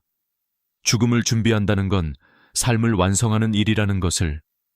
의학적으로 보면 인간의 몸은 죽음을 앞두고 서서히 내려놓기 시작합니다. 맥박이 느려지고 천이 떨어지고 감각이 희미해집니다. 그러나 마음은 끝까지 사랑을 기억합니다. 그 증거는 수많은 임종의 순간에서 확인됩니다. 마지막 숨을 내쉬기 직전 사람들은 가장 사랑했던 얼굴을 떠올립니다. 그것은 단순한 환상이 아니라 인간의 뇌가 마지막으로 선택하는 기억의 집입니다. 결국 죽음의 순간 우리가 붙드는 것은 재산도 지식도 명예도 아닌 사랑입니다. 3일장이 사라진 시대, 우리는 외형의 장례를 줄였지만 그 안에 사랑까지 줄일 필요는 없습니다. 오히려 그 진심은 더 깊어져야 합니다. 하루의 장례라도 좋습니다. 그 하루 안에 감사와 이해, 화해와 사랑이 있다면 그것은 완전한 장례입니다. 장례의 길이는 줄었지만 그 마음의 깊이는 무한합니다. 죽음을 두려워하지 말고 그 안에서 삶을 더 단단히 바라보세요. 웰다잉의 본질은 어떻게 죽을 것인가가 아니라 어떻게 살고 싶은가에 있습니다. 매일의 선택, 매일의 관계, 매일의 감정이 결국 당신의 마지막을 만들어갑니다. 그러니 오늘이 바로 웰다잉의 시작입니다. 미안하다고, 고맙다고, 사랑한다고 말하는 그 한마디가 당신의 마지막을 바꿉니다. 저는 가끔 생각합니다. 우리가 죽음을 말하지 않으려는 이유는 사실 이별이 두려워서가 아닐지도 모릅니다. 어쩌면 진짜 두려운 건 아직 충분히 사랑하지 못했다는 사실일지도요. 그래서 웰다잉은 곧 잘 사랑하기입니다. 살아있는 동안 미움보다 이해를 택하고 원망보다 용서를 택하는 것. 그 마음이 마지막을 아름답게 만듭니다. 최근 한 장례식에서 만난 딸이 있었습니다. 그녀는 아버지를 하루장으로 모셨습니다. 단 하루의 장례였지만 그 하루는 참 깊고 따뜻했습니다. 발인 전 가족들은 함께 아버지가 좋아하던 노래를 틀었습니다. 바람이 분다. 노래가 끝나자 딸은 조용히 말했습니다. 아버지는 바람처럼 가셨지만 그 바람 안엔 아직도 우리 가족의 온기가 있어요. 그 말을 듣는 순간 저는 알았습니다. 형식은 사라져도 진심은 남는다는 것을. 죽음을 통해 삶을 배운다는 말은 결코 비유가 아닙니다. 마지막을 준비하는 사람일수록 하루를 더 충실히 살아갑니다. 내일이 없다는 걸 아는 사람만이 오늘을 진짜로 사랑할 수 있으니까요. 웰다잉은 결국 웰리빙의 또 다른 이름입니다. 이제 저는 당신에게 한 가지를 부탁드리고 싶습니다. 지금 마음속에 떠오르는 사람에게 단 한마디라도 전하세요. 고마워요. 사랑해.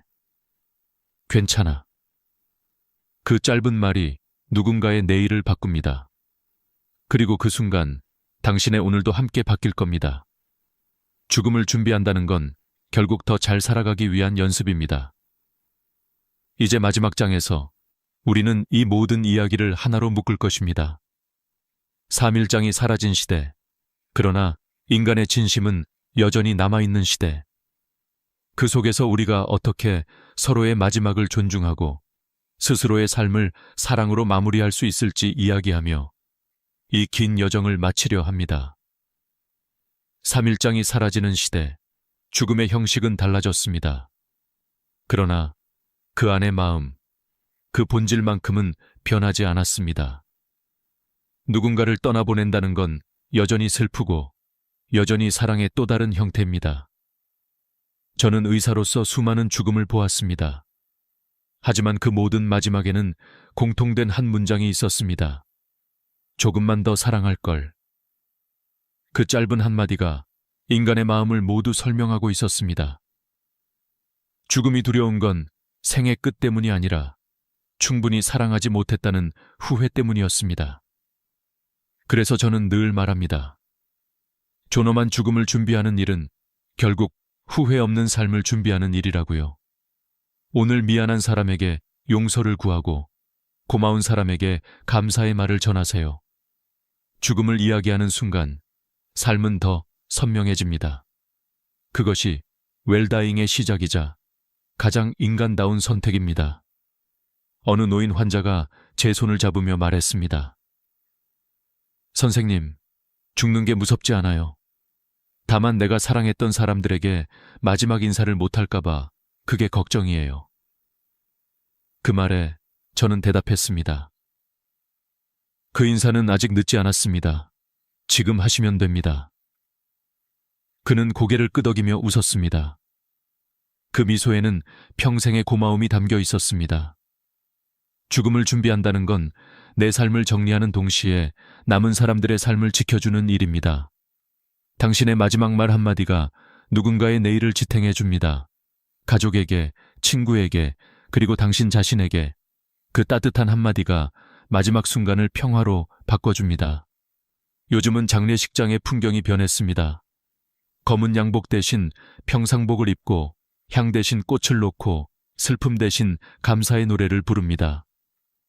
어떤 가족은 장례식장 대신 고인의 생일에 모여 함께 밥을 먹습니다. 그 사람은 떠났지만 우리가 그를 기억하는 방식은 여전히 따뜻하다. 그 모습 속에서 저는 새로운 희망을 봅니다. 죽음은 끝이 아닙니다. 그것은 한 인간이 남긴 사랑의 결론입니다. 우리가 누군가를 떠나보내며 흘리는 눈물은 사실 그 사람이 내 안에 남아있다는 증거입니다. 사랑은 사라지지 않습니다. 단지 형태만 바뀌어 기억과 이야기, 그리고 사람의 마음속에 머물 뿐입니다. 오늘 우리는 3일장이 왜 사라지고 있는가에서 시작해 그 변화의 이유와 새로운 장례 문화, 그리고 존엄한 죽음의 준비까지 함께 살펴보았습니다. 결국 이 모든 이야기는 죽음에 관한 것이 아니라 삶에 관한 이야기였습니다. 삶을 어떻게 마무리하느냐는 삶을 어떻게 살아왔느냐의 또 다른 표현입니다.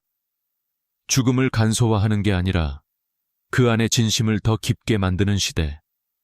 이제 우리는 그 변화의 문턱에 서 있습니다. 의료의 발전, 사회의 변화, 가족의 구조, 그리고 인간의 마음까지 모든 것이 달라졌습니다. 하지만 한 가지는 변하지 않았습니다. 사람은 사랑으로 기억된다는 사실입니다. 지금 이 순간 당신이 이 영상을 보고 있다면 아마도 마음속 어딘가에 이런 생각이 떠올랐을 겁니다. 이 이야기를 부모님께, 가족에게 혹은 나 자신에게 전해야겠다. 그렇다면 그렇게 하세요. 이 대화가 누군가의 마지막을 바꿀 수도 있습니다. 죽음은 언젠가 누구에게나 찾아옵니다. 그러나 어떻게 떠나느냐는 우리의 선택입니다. 그리고 그 선택이 남은 이들의 삶을 따뜻하게 만듭니다. 죽음을 두려워하지 마세요. 그것은 어쩌면 또 다른 사랑의 이름일지도 모릅니다. 오늘 이 이야기가 당신의 마음속에 작은 등불 하나를 켜주길 바랍니다. 그 등불이 꺼지지 않게 지금 이 순간을 더 따뜻하게, 서로에게 더 다정하게 살아가시길 바랍니다. 끝까지 함께 해주셔서 진심으로 감사합니다.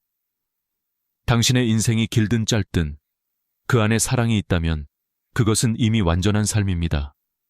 그리고 그 사랑이 누군가의 기억 속에 남는 한 우리는 결코 완전히 사라지지 않습니다. 오늘의 이야기가 마음에 닿았다면 좋아요와 구독으로 이 채널을 함께 지켜주세요. 다음 이야기에서도 당신의 마음을 밝혀줄 또 하나의 빛을 전하겠습니다. 감사합니다. 아침 6시 이후 대한민국 어딘가에서는 30초마다 한 사람이 쓰러집니다.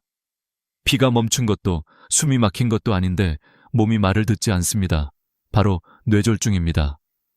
단 4시간, 오전 10시가 되기 전까지 하루 전체 환자의 70%가 이 시간대에 발생합니다. 왜 하필 아침일까요? 저는 지난 28년 동안 뇌혈관 질환을 연구해온 의사입니다.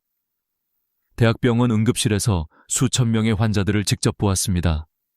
그리고 그분들 사이에는 놀라울 만큼의 공통점이 있었습니다. 바로 아침 1시간의 습관이었습니다. 눈을 뜨자마자 벌떡 일어나 화장실로 달려가고 물 한 모금도 마시지 않은 채 커피부터 찾고 아침 식사는 귀찮다며 건너뛰고 출근하던 사람들, 평범해 보이죠. 그러나 그 평범한 하루의 시작이 서서히 혈관을 무너뜨리고 있었습니다. 병원에 도착했을 때는 이미 늦었습니다. 반신이 마비되고 말이 흐려지고 가족의 얼굴조차 알아보지 못하는 상태가 되어 있었습니다. 그때야 비로소 후회하십니다. 진작 알았더라면요. 아침 습관만 바꿨어도 이렇게 되진 않았을 텐데. 하지만 뇌세포는 한 번 죽으면 되살릴 수 없습니다. 그게 이 병의 잔혹함입니다.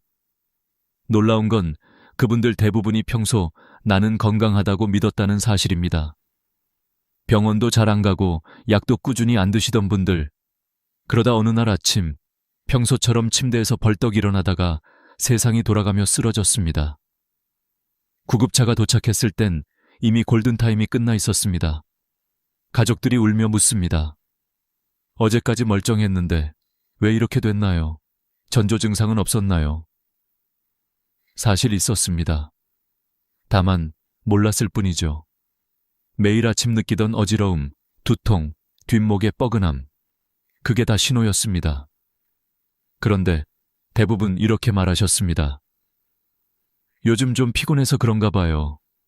그렇게 넘기신 겁니다. 하지만 다행히 여러분은 아직 늦지 않았습니다. 고혈압이 있으신가요?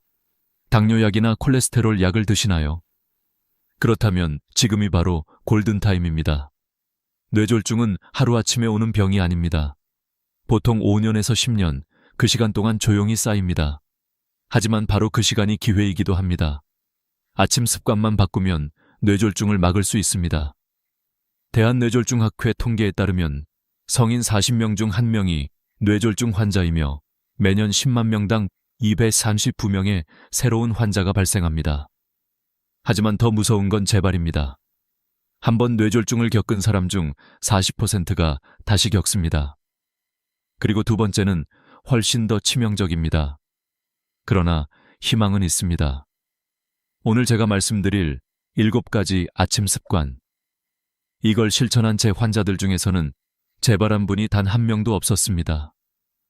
믿기 어렵죠. 하지만 사실입니다. 제가 3년, 5년, 10년간 직접 추적 관찰했습니다. 특히 마지막 7번째에서 공개할 비밀 아침 식단 3가지. 혈압, 혈당, 혈전을 동시에 관리하는 완벽한 조합입니다. 맛도 좋고 누구나 쉽게 만들 수 있습니다. 여러분, 가족 중 혈압약 드시는 분 계시죠? 지금 이 영상을 공유해 주세요. 구독과 좋아요도 잊지 마세요. 아침 1시간이 평생의 건강을 결정합니다. 지금부터 그 1시간을 바꾸는 법을 알려드리겠습니다.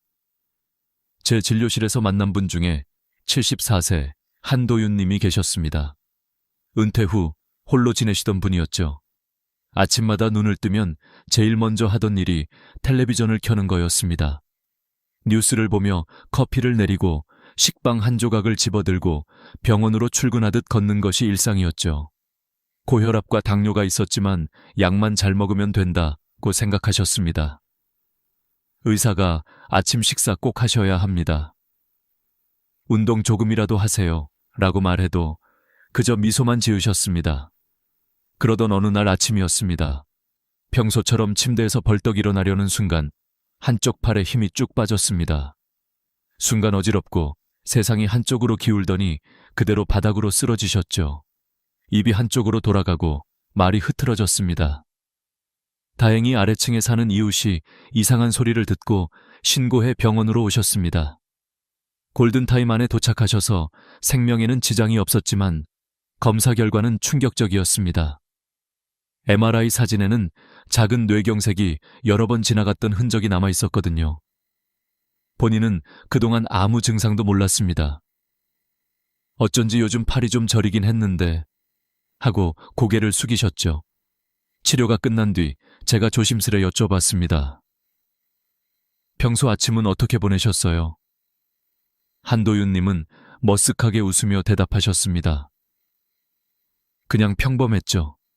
눈 뜨면 바로 일어나고 물 안 마시고 커피 마시고 빵 하나 먹고 뉴스 보고 나가고 다들 그렇게 살잖아요?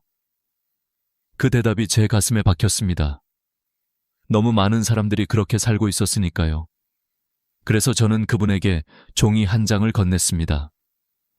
거기에는 단순하지만 결정적인 내용이 적혀 있었습니다. 급하게 일어나면 혈압이 급등합니다. 물을 마시지 않으면 혈액이 끈적해져 혈전이 생깁니다. 아침을 걸으면 혈당이 불안정해집니다. 그분은 처음엔 믿지 못하는 눈치였습니다. 평생 그렇게 살아왔는데 이제 와서 바꾸라고요? 하셨죠. 저는 차분히 설명드렸습니다. 왜 잠자리에서 급히 일어나면 뇌로 가는 혈류가 요동치는지, 왜 물 한 잔이 혈전을 막는 생명선이 되는지, 왜 아침 한 끼가 혈당의 균형을 잡는지. 그래도 반신반의하는 얼굴이었지만 그날만큼은 고개를 숙이고 제 말을 끝까지 들으셨습니다. 3개월 뒤 다시 오신 한도윤님은 전혀 다른 사람이었습니다. 얼굴색이 밝고 표정이 안정돼 있었습니다. 요즘 어떠세요? 묻자 활짝 웃으며 말씀하셨습니다. 박사님 말씀 그대로 다 했어요. 신기하게 몸이 달라졌어요.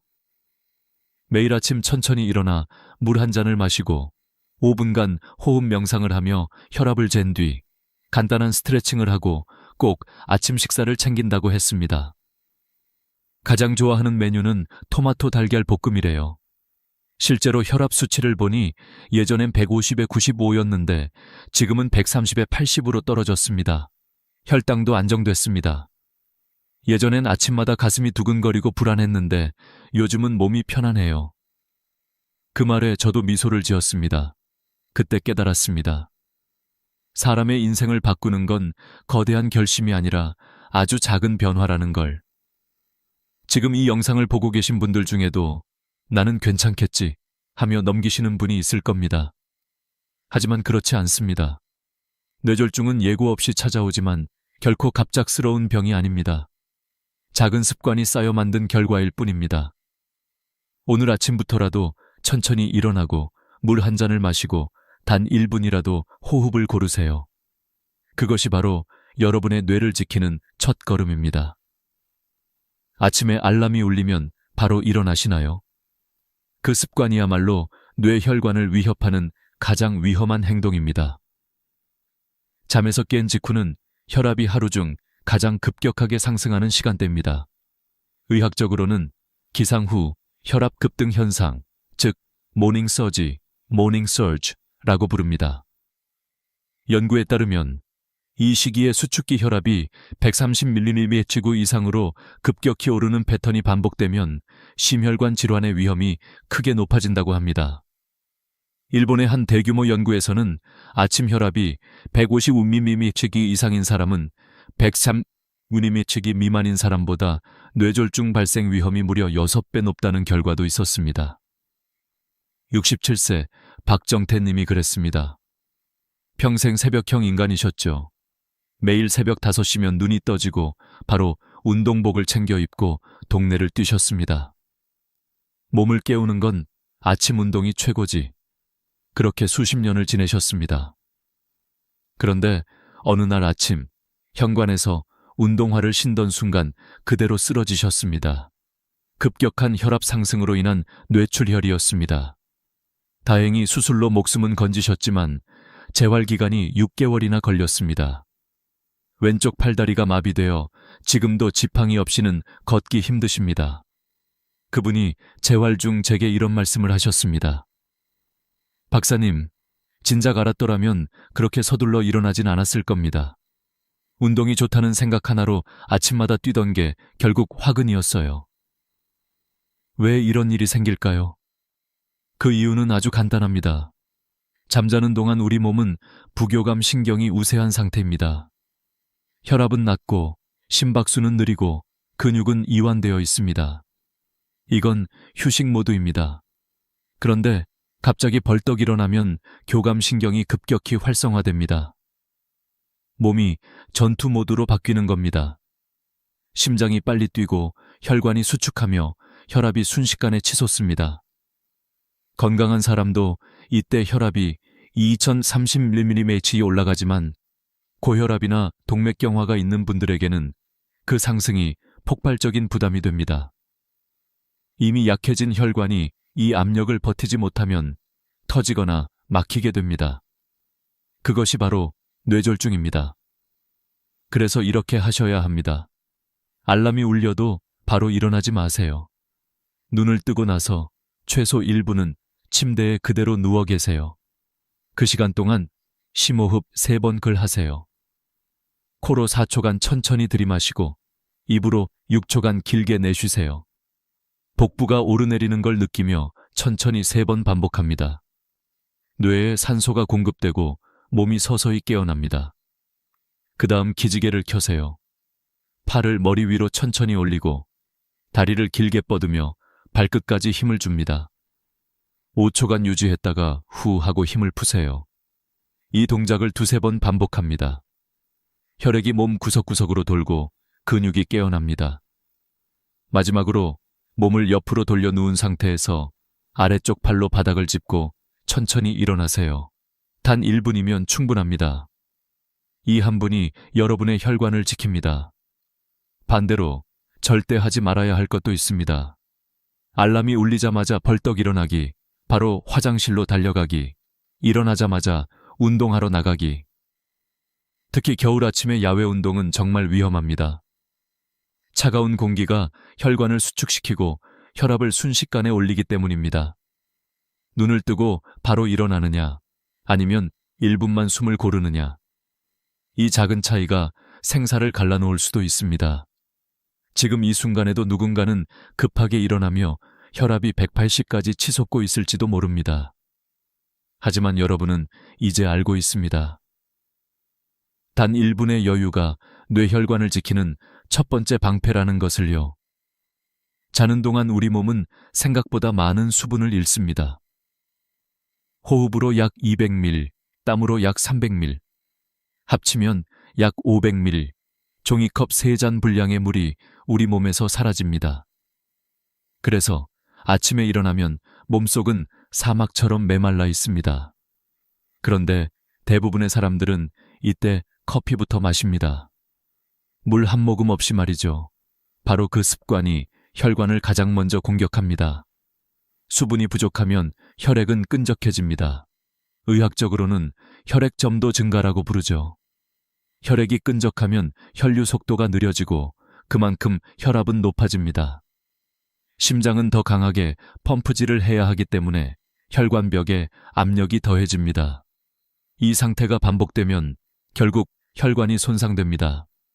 그리고 어느 날 갑자기 뇌경색으로 이어집니다. 69세 이영숙님이 그런 경우였습니다. 평생 아침마다 진한 커피 한 잔으로 하루를 시작하셨죠. 잠이 안 깨서 그래요. 하시며 물은 잘 안 드셨습니다. 목이 마르지 않으니까 괜찮다고 생각하신 겁니다. 그런데 어느 날 아침 세수를 하다 갑자기 오른쪽 눈이 깜깜해졌습니다. 10분 뒤 다시 보이긴 했지만 너무 무서워서 병원에 오셨죠. 검사 결과는 일과성 허혈 발작, 즉 일시적으로 뇌혈관이 막혔다가 다시 열린 상태였습니다. 3개월 이내에 실제 뇌졸중이 올 확률이 20%나 되는 위험한 신호입니다.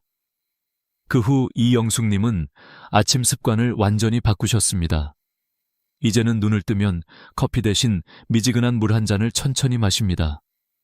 그 후 30분 뒤에 커피를 즐기시죠. 그리고 그날 이후 그런 증상은 단 한 번도 다시 오지 않았습니다. 왜 물이어야 할까요? 카페인은 이뇨작용을 일으킵니다. 즉, 몸속의 수분을 더 빼앗아갑니다. 자는 동안 이미 수분이 빠져나간 상태에서 커피를 마시면 혈액이 더욱 진해지고 혈전이 생기기 쉬워집니다. 그래서 아침의 첫 음료는 반드시 물이어야 합니다. 그렇다면 어떤 물이 좋을까요? 너무 차가운 물은 안 됩니다. 위를 자극하고 혈관을 갑자기 수축시킵니다. 너무 뜨거운 물 역시 식도 점막을 손상시킬 수 있습니다. 가장 좋은 것은 천과 비슷한 미지근한 물, 약 3254-40도 정도입니다. 손끝으로 살짝 따뜻함이 느껴질 정도면 됩니다. 양은 200ml, 종이컵 한 컵이면 충분합니다. 단, 한 번에 벌컥벌컥 마시면 안 됩니다. 입에 머금듯이 천천히 삼키세요. 약 5분 정도 걸려 한 컵을 마시는 게 가장 좋습니다. 이렇게 천천히 마시면 뇌와 심장이 안정적으로 깨어납니다. 물 한 잔을 마신 뒤에는 바로 화장실에 가세요. 자는 동안 방광에는 소변이 가득 차 있습니다. 이걸 오래 참으면 복부 압력이 높아지고 혈압도 순간적으로 상승합니다. 특히 소변을 참은 채 움직이거나 화장실에서 무리하게 힘을 주면 위험합니다. 76세 윤상철 님이 바로 그 예입니다. 평소 변비가 심해서 화장실에 가면 얼굴이 빨개질 정도로 힘을 주셨습니다. 어느 날 아침 변을 보던 중 갑자기 머리가 깨질 듯 아프며 그대로 쓰러지셨습니다. 검진 결과 혈압이 180mmHg 이상으로 치솟으며 뇌혈관이 터진 뇌출혈이었습니다. 수술 후 다행히 생명은 건지셨지만 오른쪽 팔과 다리의 힘이 약해졌습니다. 이 사례는 결코 드문 일이 아닙니다. 많은 분들이 화장실이 제일 위험한 곳이라는 말을 농담으로 여기지만 실제로 뇌졸중 환자 중 상당수가 바로 화장실에서 쓰러집니다. 변비로 인해 배에 힘을 주는 순간 복압이 급상승하고 혈압도 폭발적으로 오릅니다. 따라서 이렇게 하셔야 합니다. 아침에 물 한 잔을 마신 후 3분 안에 화장실을 다녀오세요. 절대 서두르지 말고 앉은 자세에서 천천히 보세요. 대변을 볼 때는 힘을 주지 마시고 자연스럽게 나오도록 기다리세요. 10분이 걸려도 괜찮습니다. 중요한 건 편안함입니다. 물 한 잔과 화장실, 너무 단순해 보이죠? 하지만 이 단순한 두 가지가 뇌졸중을 막는 가장 확실한 방패입니다. 혈액을 맑게 하고 압력을 안정시키고 혈전을 예방합니다. 지금 당장 내일 아침부터 실천하세요. 일어나기 전에 숨 3번, 일어나자마자 물 한 잔. 이 두 가지만 바꿔도 여러분의 혈관은 달라집니다. 명상은 단순히 마음을 다스리는 행위가 아닙니다. 과학적으로 증명된 뇌혈관 보호 습관입니다. 많은 분들이 명상이 웬 말이냐, 그건 젊은 사람들 이야기지 하시지만 제가 만난 수많은 환자분들은 오히려 명상 덕분에 혈압이 안정되고 불안이 사라졌다고 말씀하십니다. 스트레스는 혈관을 수축시키는 보이지 않는 독입니다. 혈관의 긴장이 지속되면 결국 한순간의 압력으로 터져버립니다. 아침에 눈을 뜨고 물 한 잔을 마신 뒤 단 5분이면 충분합니다. 의자나 침대 끝에 편하게 앉으세요. 등을 곧게 세우되 어깨는 힘을 빼세요. 눈을 살짝 감거나 시선을 바닥 1m 앞에 두세요. 그리고 코로 천천히 숨을 들이마시고 입으로 길게 내쉬세요. 배가 올라가고 내려가는 걸 느끼세요. 처음엔 집중이 잘 안 될 겁니다. 오늘 해야 할 일, 병원 진료, 식사 준비 같은 생각이 밀려옵니다. 하지만 괜찮습니다. 생각이 떠오르면 그냥 이렇게 말하세요. 지금 내 마음이 이런 생각을 하고 있구나. 그리고 다시 호흡으로 돌아오세요. 이걸 매일 반복하면 몸이 진짜로 바뀝니다. 명상을 하는 사람들의 뇌를 MRI로 촬영해보면 편도체의 활동이 줄어듭니다. 편도체는 불안과 스트레스 반응을 조절하는 뇌의 부위인데 이곳의 활동이 줄면 혈관 수축 반응이 완화되고 심박수와 혈압이 안정됩니다. 실제로 미국 심장협회 연구에서는 하루 10분 명상을 8주간 실천한 그룹의 수축기 혈압이 평균 5mmHg 낮아졌다는 결과가 있습니다. 단 5mmHg의 차이로도 뇌졸중 위험이 10% 이상 줄어듭니다. 72세 오명자님의 사례를 말씀드릴게요. 남편을 먼저 보내신 후 혼자 지내시며 불면과 불안을 호소하셨습니다. 아침만 되면 가슴이 콩닥거려요. 자꾸 무서운 생각이 나요. 하셨죠. 저는 그분께 매일 아침 5분 명상을 권했습니다. 처음엔 이게 무슨 도움이 되겠어 하셨지만 3일째 되는 날부터 달라지기 시작했습니다. 신기하게 숨이 느려지고 머리가 맑아요. 그리고 한 달 뒤 혈압을 재보니 예전 150, 90이던 수치가 130, 80으로 안정돼 있었습니다. 불면도 사라졌다고 하셨습니다. 명상은 약이 아닙니다. 하지만 약보다 강력한 힘을 가집니다. 몸의 교감신경을 가라앉히고 부교감신경을 활성화시켜 혈관의 평형을 되찾게 합니다. 뇌를 긴장 모드에서 회복 모드로 전환시키는 겁니다. 명상 중에는 몸 스캔 글 해보세요. 발끝의 감각을 느끼고 발목, 종아리, 무릎, 허벅지로 천천히 올라가세요. 각 부위의 감각을 있는 그대로 관찰합니다. 뻐근함, 따뜻함, 무거움, 간지러움. 어떤 감각이든 좋습니다. 판단하지 말고 그냥 그렇구나 하고 지나가세요. 이렇게 하면 몸의 미세한 신호를 느낄 수 있습니다. 혈관의 경직, 근육의 긴장, 심장의 리듬까지 자연스럽게 안정됩니다. 명상은 시간을 많이 요구하지 않습니다. 하루 5분이면 됩니다. 하지만 꾸준해야 합니다. 일주일, 한 달이 지나면 머리가 맑아지고 손끝이 따뜻해집니다. 혈압이 일정하게 유지되고 감정의 폭이 잔잔해집니다. 제가 한 환자에게 이렇게 말한 적이 있습니다. 아침에 명상을 하는 건 하루를 위한 보험입니다. 정신의 안정은 곧 혈관의 안정으로 이어집니다. 오늘부터 눈을 뜨고 물 한 잔을 마신 뒤 23번 들이쉬세요. 그리고 마음속으로 이렇게 말해보세요. 오늘 하루 내 몸과 마음이 나를 지키게 하자. 이건 단순한 마음가짐이 아닙니다. 이 짧은 5분이 당신의 뇌를 지키는 가장 확실한 방패입니다. 아침 명상을 마쳤다면 이제 해야 할 가장 중요한 일은 바로 혈압 측정입니다. 많은 분들이 혈압을 재는 걸 귀찮아 하시죠. 어제도 괜찮았는데 오늘은 뭐 다르겠어? 라고 생각하시지만 그것이 바로 가장 큰 착각입니다. 뇌졸중 환자의 80% 이상이 고혈압을 가지고 있습니다. 하지만 그중 절반은 자신이 고혈압인 줄도 모릅니다. 고혈압은 통증이 없습니다. 머리가 아프지도 어지럽지도 않습니다. 그래서 침묵의 살인자라고 부르는 겁니다. 제가 만난 68세 김석호 님도 그랬습니다. 건강에 자신이 있었죠. 나는 술도 담배도 안 해요. 운동도 매일 해요. 그런데 아침 운동을 마치고 돌아오던 길에 갑자기 오른쪽 팔이 떨어져 나가는 듯한 느낌이 들더랍니다. 손이 말을 안 듣고 입이 비뚤어지고 말이 꼬였습니다. 응급실로 실려왔을 때 혈압은 200에 120이었습니다. 본인도 놀라며 말했어요. 이렇게 높은 줄은 몰랐습니다. 평소 혈압을 한 번도 재보지 않았던 겁니다. 아침 혈압은 하루 중 가장 높습니다. 밤새 부교감신경이 우세했다가 아침이 되면 교감신경이 활성화되면서 혈압이 자연스럽게 오르죠. 문제는 이 상승폭이 큰 사람들입니다. 이들을 모닝 하이퍼텐션 환자라고 부르는데 이들의 뇌졸중 위험은 일반인보다 4배 5배 높습니다. 대한고혈압학회 연구에 따르면 병원보다 집에서 잰 아침 혈압이 뇌졸중 위험 예측에 훨씬 정확하다고 합니다. 병원에서는 긴장 때문에 일시적으로 혈압이 높게 나올 수 있으니까요.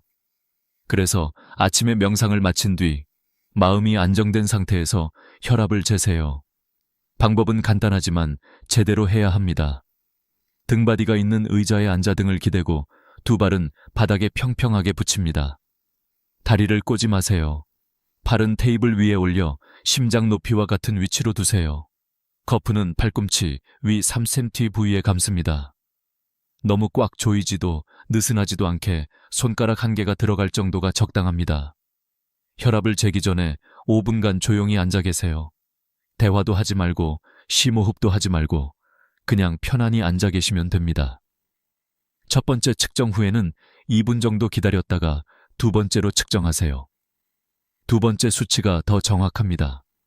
그 수치를 작은 수첩이나 스마트폰 메모장에 기록해 두세요.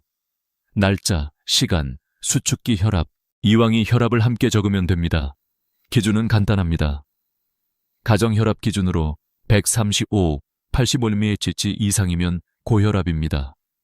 이 수치가 반복된다면 병원 진료가 필요합니다. 만약 180pq 이상이면서 어지럽거나 시야가 흐려지면 즉시 응급실로 가야 합니다. 제가 권하는 방법은 혈압 일기를 쓰는 겁니다. 매일 아침과 저녁 하루 2번만 기록하세요. 일주일만 해보면 일정한 패턴이 보입니다. 스트레스를 받은 날은 올라가 있고, 잠을 설친 날은 높고, 명상이나 운동을 한 날은 낮습니다. 그 흐름을 보는 것만으로도 자신이 얼마나 혈관에 영향을 주는지를 느낄 수 있습니다. 또 한 가지 중요한 점은 혈압이 정상이어도 방심하지 말아야 합니다. 수치가 낮다고 안심하시면 안 됩니다. 혈관의 탄력과 두께, 염증 정도는 숫자로만 보이지 않습니다. 꾸준히 관리하는 습관이 진짜 예방입니다. 아침 혈압 체크는 단지 수치를 보는 게 아닙니다. 그건 내 몸의 하루를 점검하는 출근 전 보고서입니다. 오늘 내 심장은 어떤지, 혈관은 얼마나 안정되어 있는지, 내 스트레스는 어느 정도인지, 이 모든 게 숫자 속에 담겨 있습니다. 제가 항상 환자들에게 하는 말이 있습니다. 매일 아침 혈압을 재는 사람은 스스로를 살리는 사람입니다. 5분이면 됩니다. 커플을 감고 버튼 하나 누르는 그 습관이 뇌졸중의 재앙을 막는 가장 강력한 무기입니다. 이제 여러분의 아침 루틴은 이렇게 됩니다. 천천히 일어나기, 물 한 잔 마시기, 화장실 다녀오기, 5분 명상, 혈압 측정. 여기까지가 뇌졸중 예방의 기본 골든 루틴입니다. 이 5가지를 꾸준히 실천한 제 환자들은 공통적으로 말합니다. 몸이 편안해졌어요. 아침이 더 길고 여유로워졌어요. 두려움이 사라졌어요. 그건 단순히 건강의 변화가 아니라 삶의 리듬이 회복된 것이었습니다. 아침 혈압을 잰 후에는 몸을 조금 움직여야 합니다. 하지만 여기서 많은 분들이 착각하십니다. 운동은 많이 하면 좋다. 아닙니다. 아침 운동은 강도가 아니라 리듬이 중요합니다. 혈관이 완전히 깨어나지 않은 상태에서 격한 운동을 하면 그 순간의 압력이 혈관을 터뜨릴 수도 있습니다. 61세 최인성님은 평생 건강에 자신이 있던 분입니다. 30년 동안 매일 새벽마다 공원에서 달리셨죠. 운동을 쉬면 몸이 근질근질해요. 하시던 분이었습니다. 그런데 어느 겨울 아침 기온이 영하로 떨어졌던 날, 평소처럼 조깅을 나가셨다가 집 앞에서 그대로 쓰러지셨습니다. 응급실에서 확인한 결과 급격한 혈압 상승으로 인한 뇌출혈이었습니다. 겨우 생명은 건졌지만 한쪽 팔다리에 마비가 남았죠. 운동이 나를 지킬 줄 알았는데 나를 무너뜨릴 줄은 몰랐어요. 그분이 눈물로 하신 말씀이었습니다. 아침 운동이 위험하다는 말이 아닙니다. 다만 타이밍과 강도를 조절해야 한다는 겁니다. 아침에 몸은 아직 완전히 깨어나지 않았습니다. 천은 낮고 혈관은 수축된 상태죠. 이때 갑자기 달리거나 무거운 아령을 들면 혈관에 과부하가 걸립니다. 그래서 아침에는 가벼운 맨손 체조나 스트레칭으로 시작해야 합니다. 의자에 앉은 상태에서 목을 천천히 돌려보세요. 오른쪽으로 5초, 왼쪽으로 5초, 부드럽게 돌립니다. 급하게 움직이면 어지러울 수 있으니 천천히, 부드럽게. 다음은 어깨 돌리기입니다. 어깨를 귀 쪽으로 올렸다가 후 하고 내리세요. 5회 반복합니다. 어깨 근육이 풀리면서 목으로 가는 혈류가 개선됩니다. 이제 다리 뻗기 스트레칭입니다. 의자에 앉은 상태에서 한쪽 다리를 앞으로 쭉 뻗고 발끝을 몸쪽으로 당겼다가 다시 펴세요. 5초 유지 후 반대쪽도 똑같이 합니다. 혈액이 다리에서 위쪽으로 올라가면서 순환이 활발해집니다. 그리고 마지막으로 손바닥과 발바닥을 마사지하세요. 손바닥을 반대쪽 엄지로 꾹꾹 눌러주고 발바닥은 엄지로 지압하듯 눌러주세요. 하루 5분이면 충분합니다. 몸이 깨어나는 소리를 느껴보세요. 이게 바로 진짜 아침 운동입니다. 그렇다면 어느 정도 강도의 운동이 적당할까요? 가장 좋은 기준은 숨이 약간 찰 정도입니다. 숨이 너무 가쁘면 심장에 무리가 가고 너무 편하면 운동 효과가 없습니다. 천천히 걷기, 가벼운 스트레칭, 요가, 맨손 체조. 이 정도면 충분합니다. 특히 겨울철에는 실내 운동이 좋습니다. 외부 온도가 낮으면 혈관이 갑자기 수축해 혈압이 급상승할 수 있기 때문입니다. 기온이 영상 10도 이하로 떨어지는 날은 반드시 실내에서 10분 이상 몸을 든 뒤 밖으로 나가세요. 한 가지 더 중요한 건 운동 순서입니다. 명상, 혈압 측정, 스트레칭, 걷기, 식사. 이 순서를 지켜야 합니다.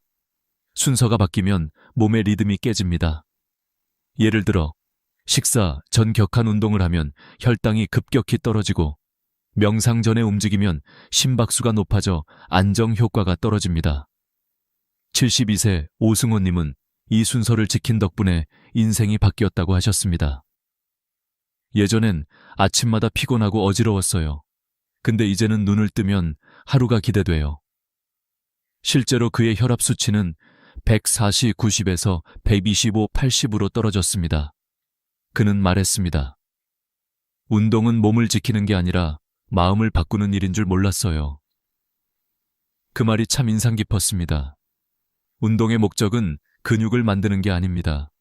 하루를 조율하는 리듬을 되찾는 일입니다. 여러분도 내일 아침 침대에서 일어나자마자 달리려 하지 마세요.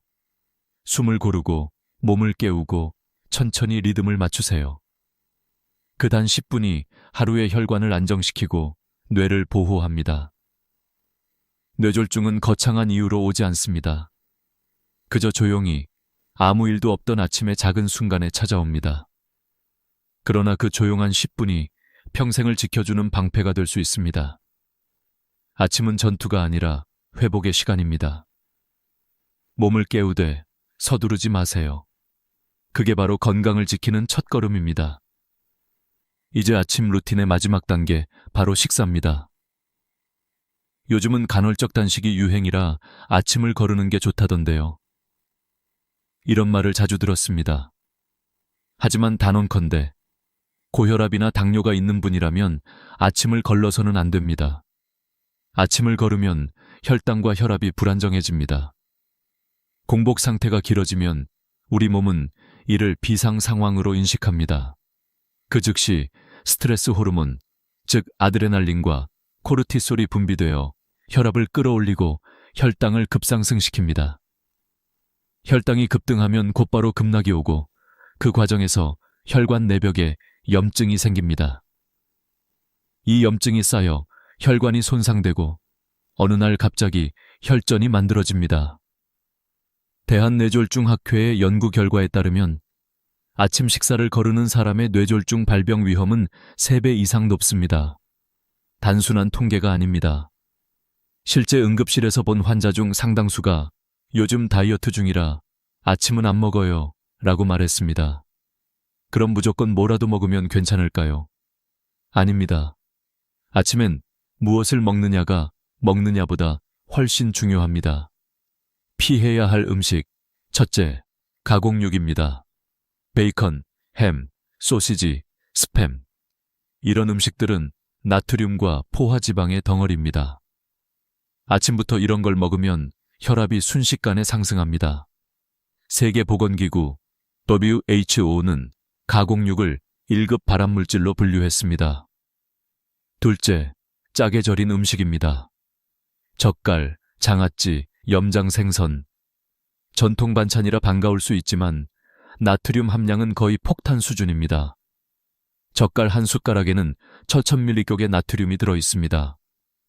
하루 권장 섭취량이 2000mg인데 한 끼의 절반을 넘는 겁니다.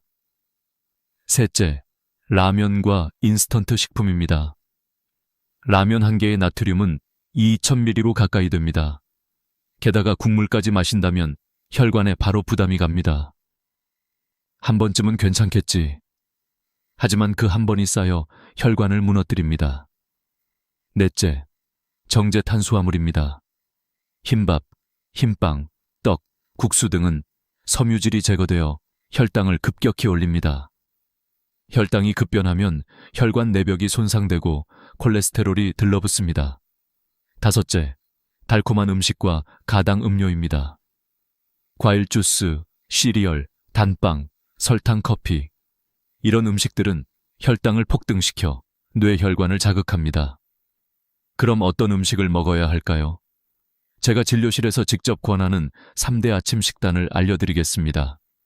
첫 번째는 토마토 달걀 요리입니다. 토마토에는 강력한 항산화 물질인 라이코펜이 풍부합니다. 달걀은 완전 단백질이고 올리브 오일은 좋은 지방입니다. 팬에 올리브 오일을 두르고 다진 마늘과 양파를 볶습니다.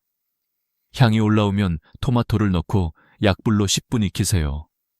마지막에 달걀을 깨뜨려 넣고 5분만 익히면 완성입니다. 통밀빵이나 현미밥과 곁들이면 완벽한 혈관 보호 식단이 됩니다. 두 번째는 아보카도 나토 비빔밥입니다. 아보카도는 칼륨과 불포화 지방이 풍부해 혈압을 안정시킵니다. 나토에는 나토키나제라는 효소가 들어있는데 이 물질이 혈액의 점도를 낮추고 혈전 생성을 억제합니다. 현미밥 위에 아보카도와 나토, 반숙 달걀을 올리고 김가루와 들기름을 살짝 두르세요. 한 그릇으로 혈관과 장을 동시에 살립니다. 세 번째는 참치, 김치, 오트밀죽입니다. 한국인의 입맛에 딱 맞으면서도 포만감이 높고 혈관 건강에 좋습니다.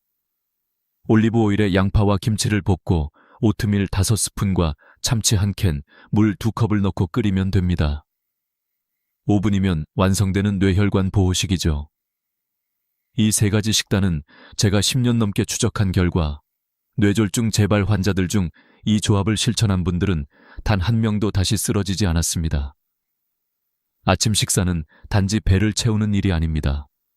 그건 하루의 혈관을 준비시키는 의식입니다. 천천히, 따뜻하게, 정성껏. 내일 아침 급히 커피를 찾기 전에 잠시 멈춰서 이렇게 해보세요.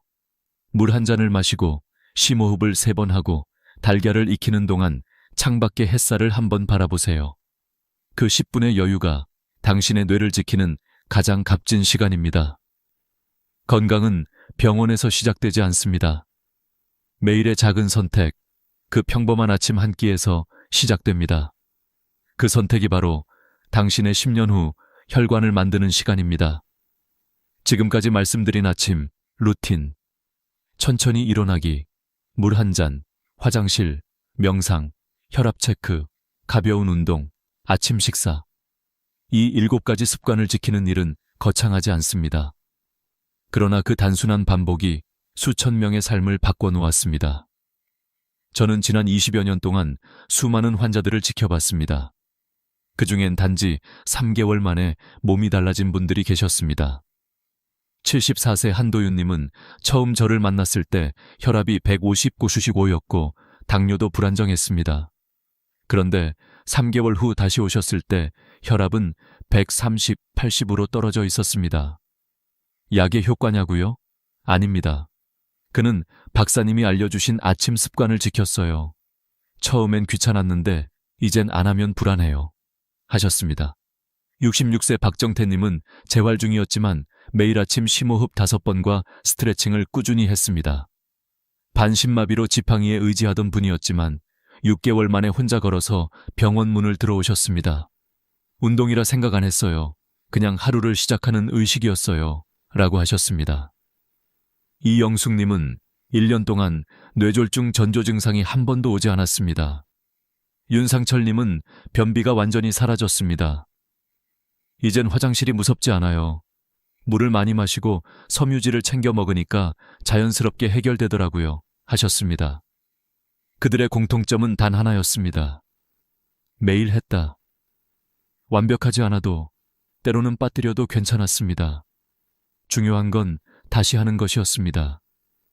뇌졸중은 하루아침에 오는 병이 아닙니다. 수년간 쌓인 혈관의 피로가 어느 날 폭발하는 겁니다. 반대로 오늘부터 조금씩 돌보면 5년, 10년 뒤에도 혈관은 건강하게 뛰고 있을 겁니다. 그래서 저는 이렇게 말씀드립니다. 당신의 아침 1시간이 10년 뒤의 인생을 바꿉니다. 잘못된 아침 습관을 계속 유지하면 어떻게 될까요?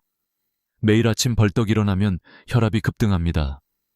하루 이틀은 괜찮을지 몰라도 매일 반복되면 혈관벽이 조금씩 손상됩니다. 물을 안 마시면 혈액이 끈적해지고 작은 혈전들이 쌓입니다. 어느 날 갑자기 큰 혈전이 되어 혈관을 막습니다. 명상을 하지 않으면 스트레스 호르몬이 매일 분비되어 혈관이 수축됩니다. 혈압을 재지 않으면 자신이 위험한 상태인지 모릅니다. 운동을 하지 않으면 혈류가 정체되고 근육이 약해져 대사 기능이 떨어집니다. 아침을 걸으면 혈당이 불안정해지고 점심에 과식하게 되어 혈관 내벽에 지방이 쌓입니다. 이렇게 하루하루 반복되면 결국 뇌혈관은 견디지 못하고 터지거나 막힙니다. 그 결과는 너무나 잔인합니다. 반신마비, 언어장애, 기억상실, 그리고 가족의 얼굴조차 알아보지 못하는 삶. 누군가의 도움 없이는 하루도 살 수 없는 시간이 찾아옵니다. 하지만 반대로 올바른 아침 습관을 유지하면 결과는 완전히 달라집니다. 매일 천천히 일어나면 혈압은 서서히 올라가며 안정되고 물을 마시면 혈액이 맑아집니다. 명상을 하면 스트레스가 줄고 혈압을 재면 스스로의 몸을 이해하게 됩니다. 가벼운 운동으로 혈류가 활발해지고 아침 식사로 혈당이 안정됩니다. 3개월만 지나면 수치가 달라지고 6개월이면 몸이 가벼워지며 1년이 지나면 뇌혈관의 나이가 젊어집니다. 제가 수많은 환자들에게서 확인한 단 하나의 진실이 있습니다. 뇌졸중은 운명이 아니라 습관입니다. 내일 아침 알람이 울리면 서두르지 마세요. 눈을 감은 채로 코로 숨을 들이마시고 입으로 천천히 내쉬세요. 단 5번이면 됩니다. 그 다음 미지근한 물 한 잔을 천천히 마시세요. 그리고 거울 앞에서 이렇게 말하세요. 오늘은 내 뇌를 지키는 하루다. 그 한마디가, 그 한 잔의 물이 여러분의 인생을 바꿀 수 있습니다. 이 영상을 보고 계신 분 중에 고혈압, 당뇨 혹은 가족 중에 혈관 질환이 있는 분이 계신가요? 지금 이 영상을 공유해 주세요. 당신의 클릭 하나가 누군가의 생명을 살릴 수 있습니다. 그리고 댓글에 이렇게 적어주세요. 나는 오늘부터 뇌졸중 막는 아침 습관을 시작합니다. 그 한 줄의 다짐이 당신을 꾸준하게 만들고 다른 사람에게는 희망이 됩니다. 뇌졸중은 두렵지만 예방은 단순합니다. 완벽하지 않아도 좋습니다. 하루 빠져도 괜찮습니다. 다시 시작하면 됩니다. 매일 아침 단 1시간, 그 1시간이 당신의 뇌와 인생을 지켜줍니다. 건강은 거대한 변화로 만들어지지 않습니다. 매일의 작은 선택이 모여 당신의 내일을 바꿉니다.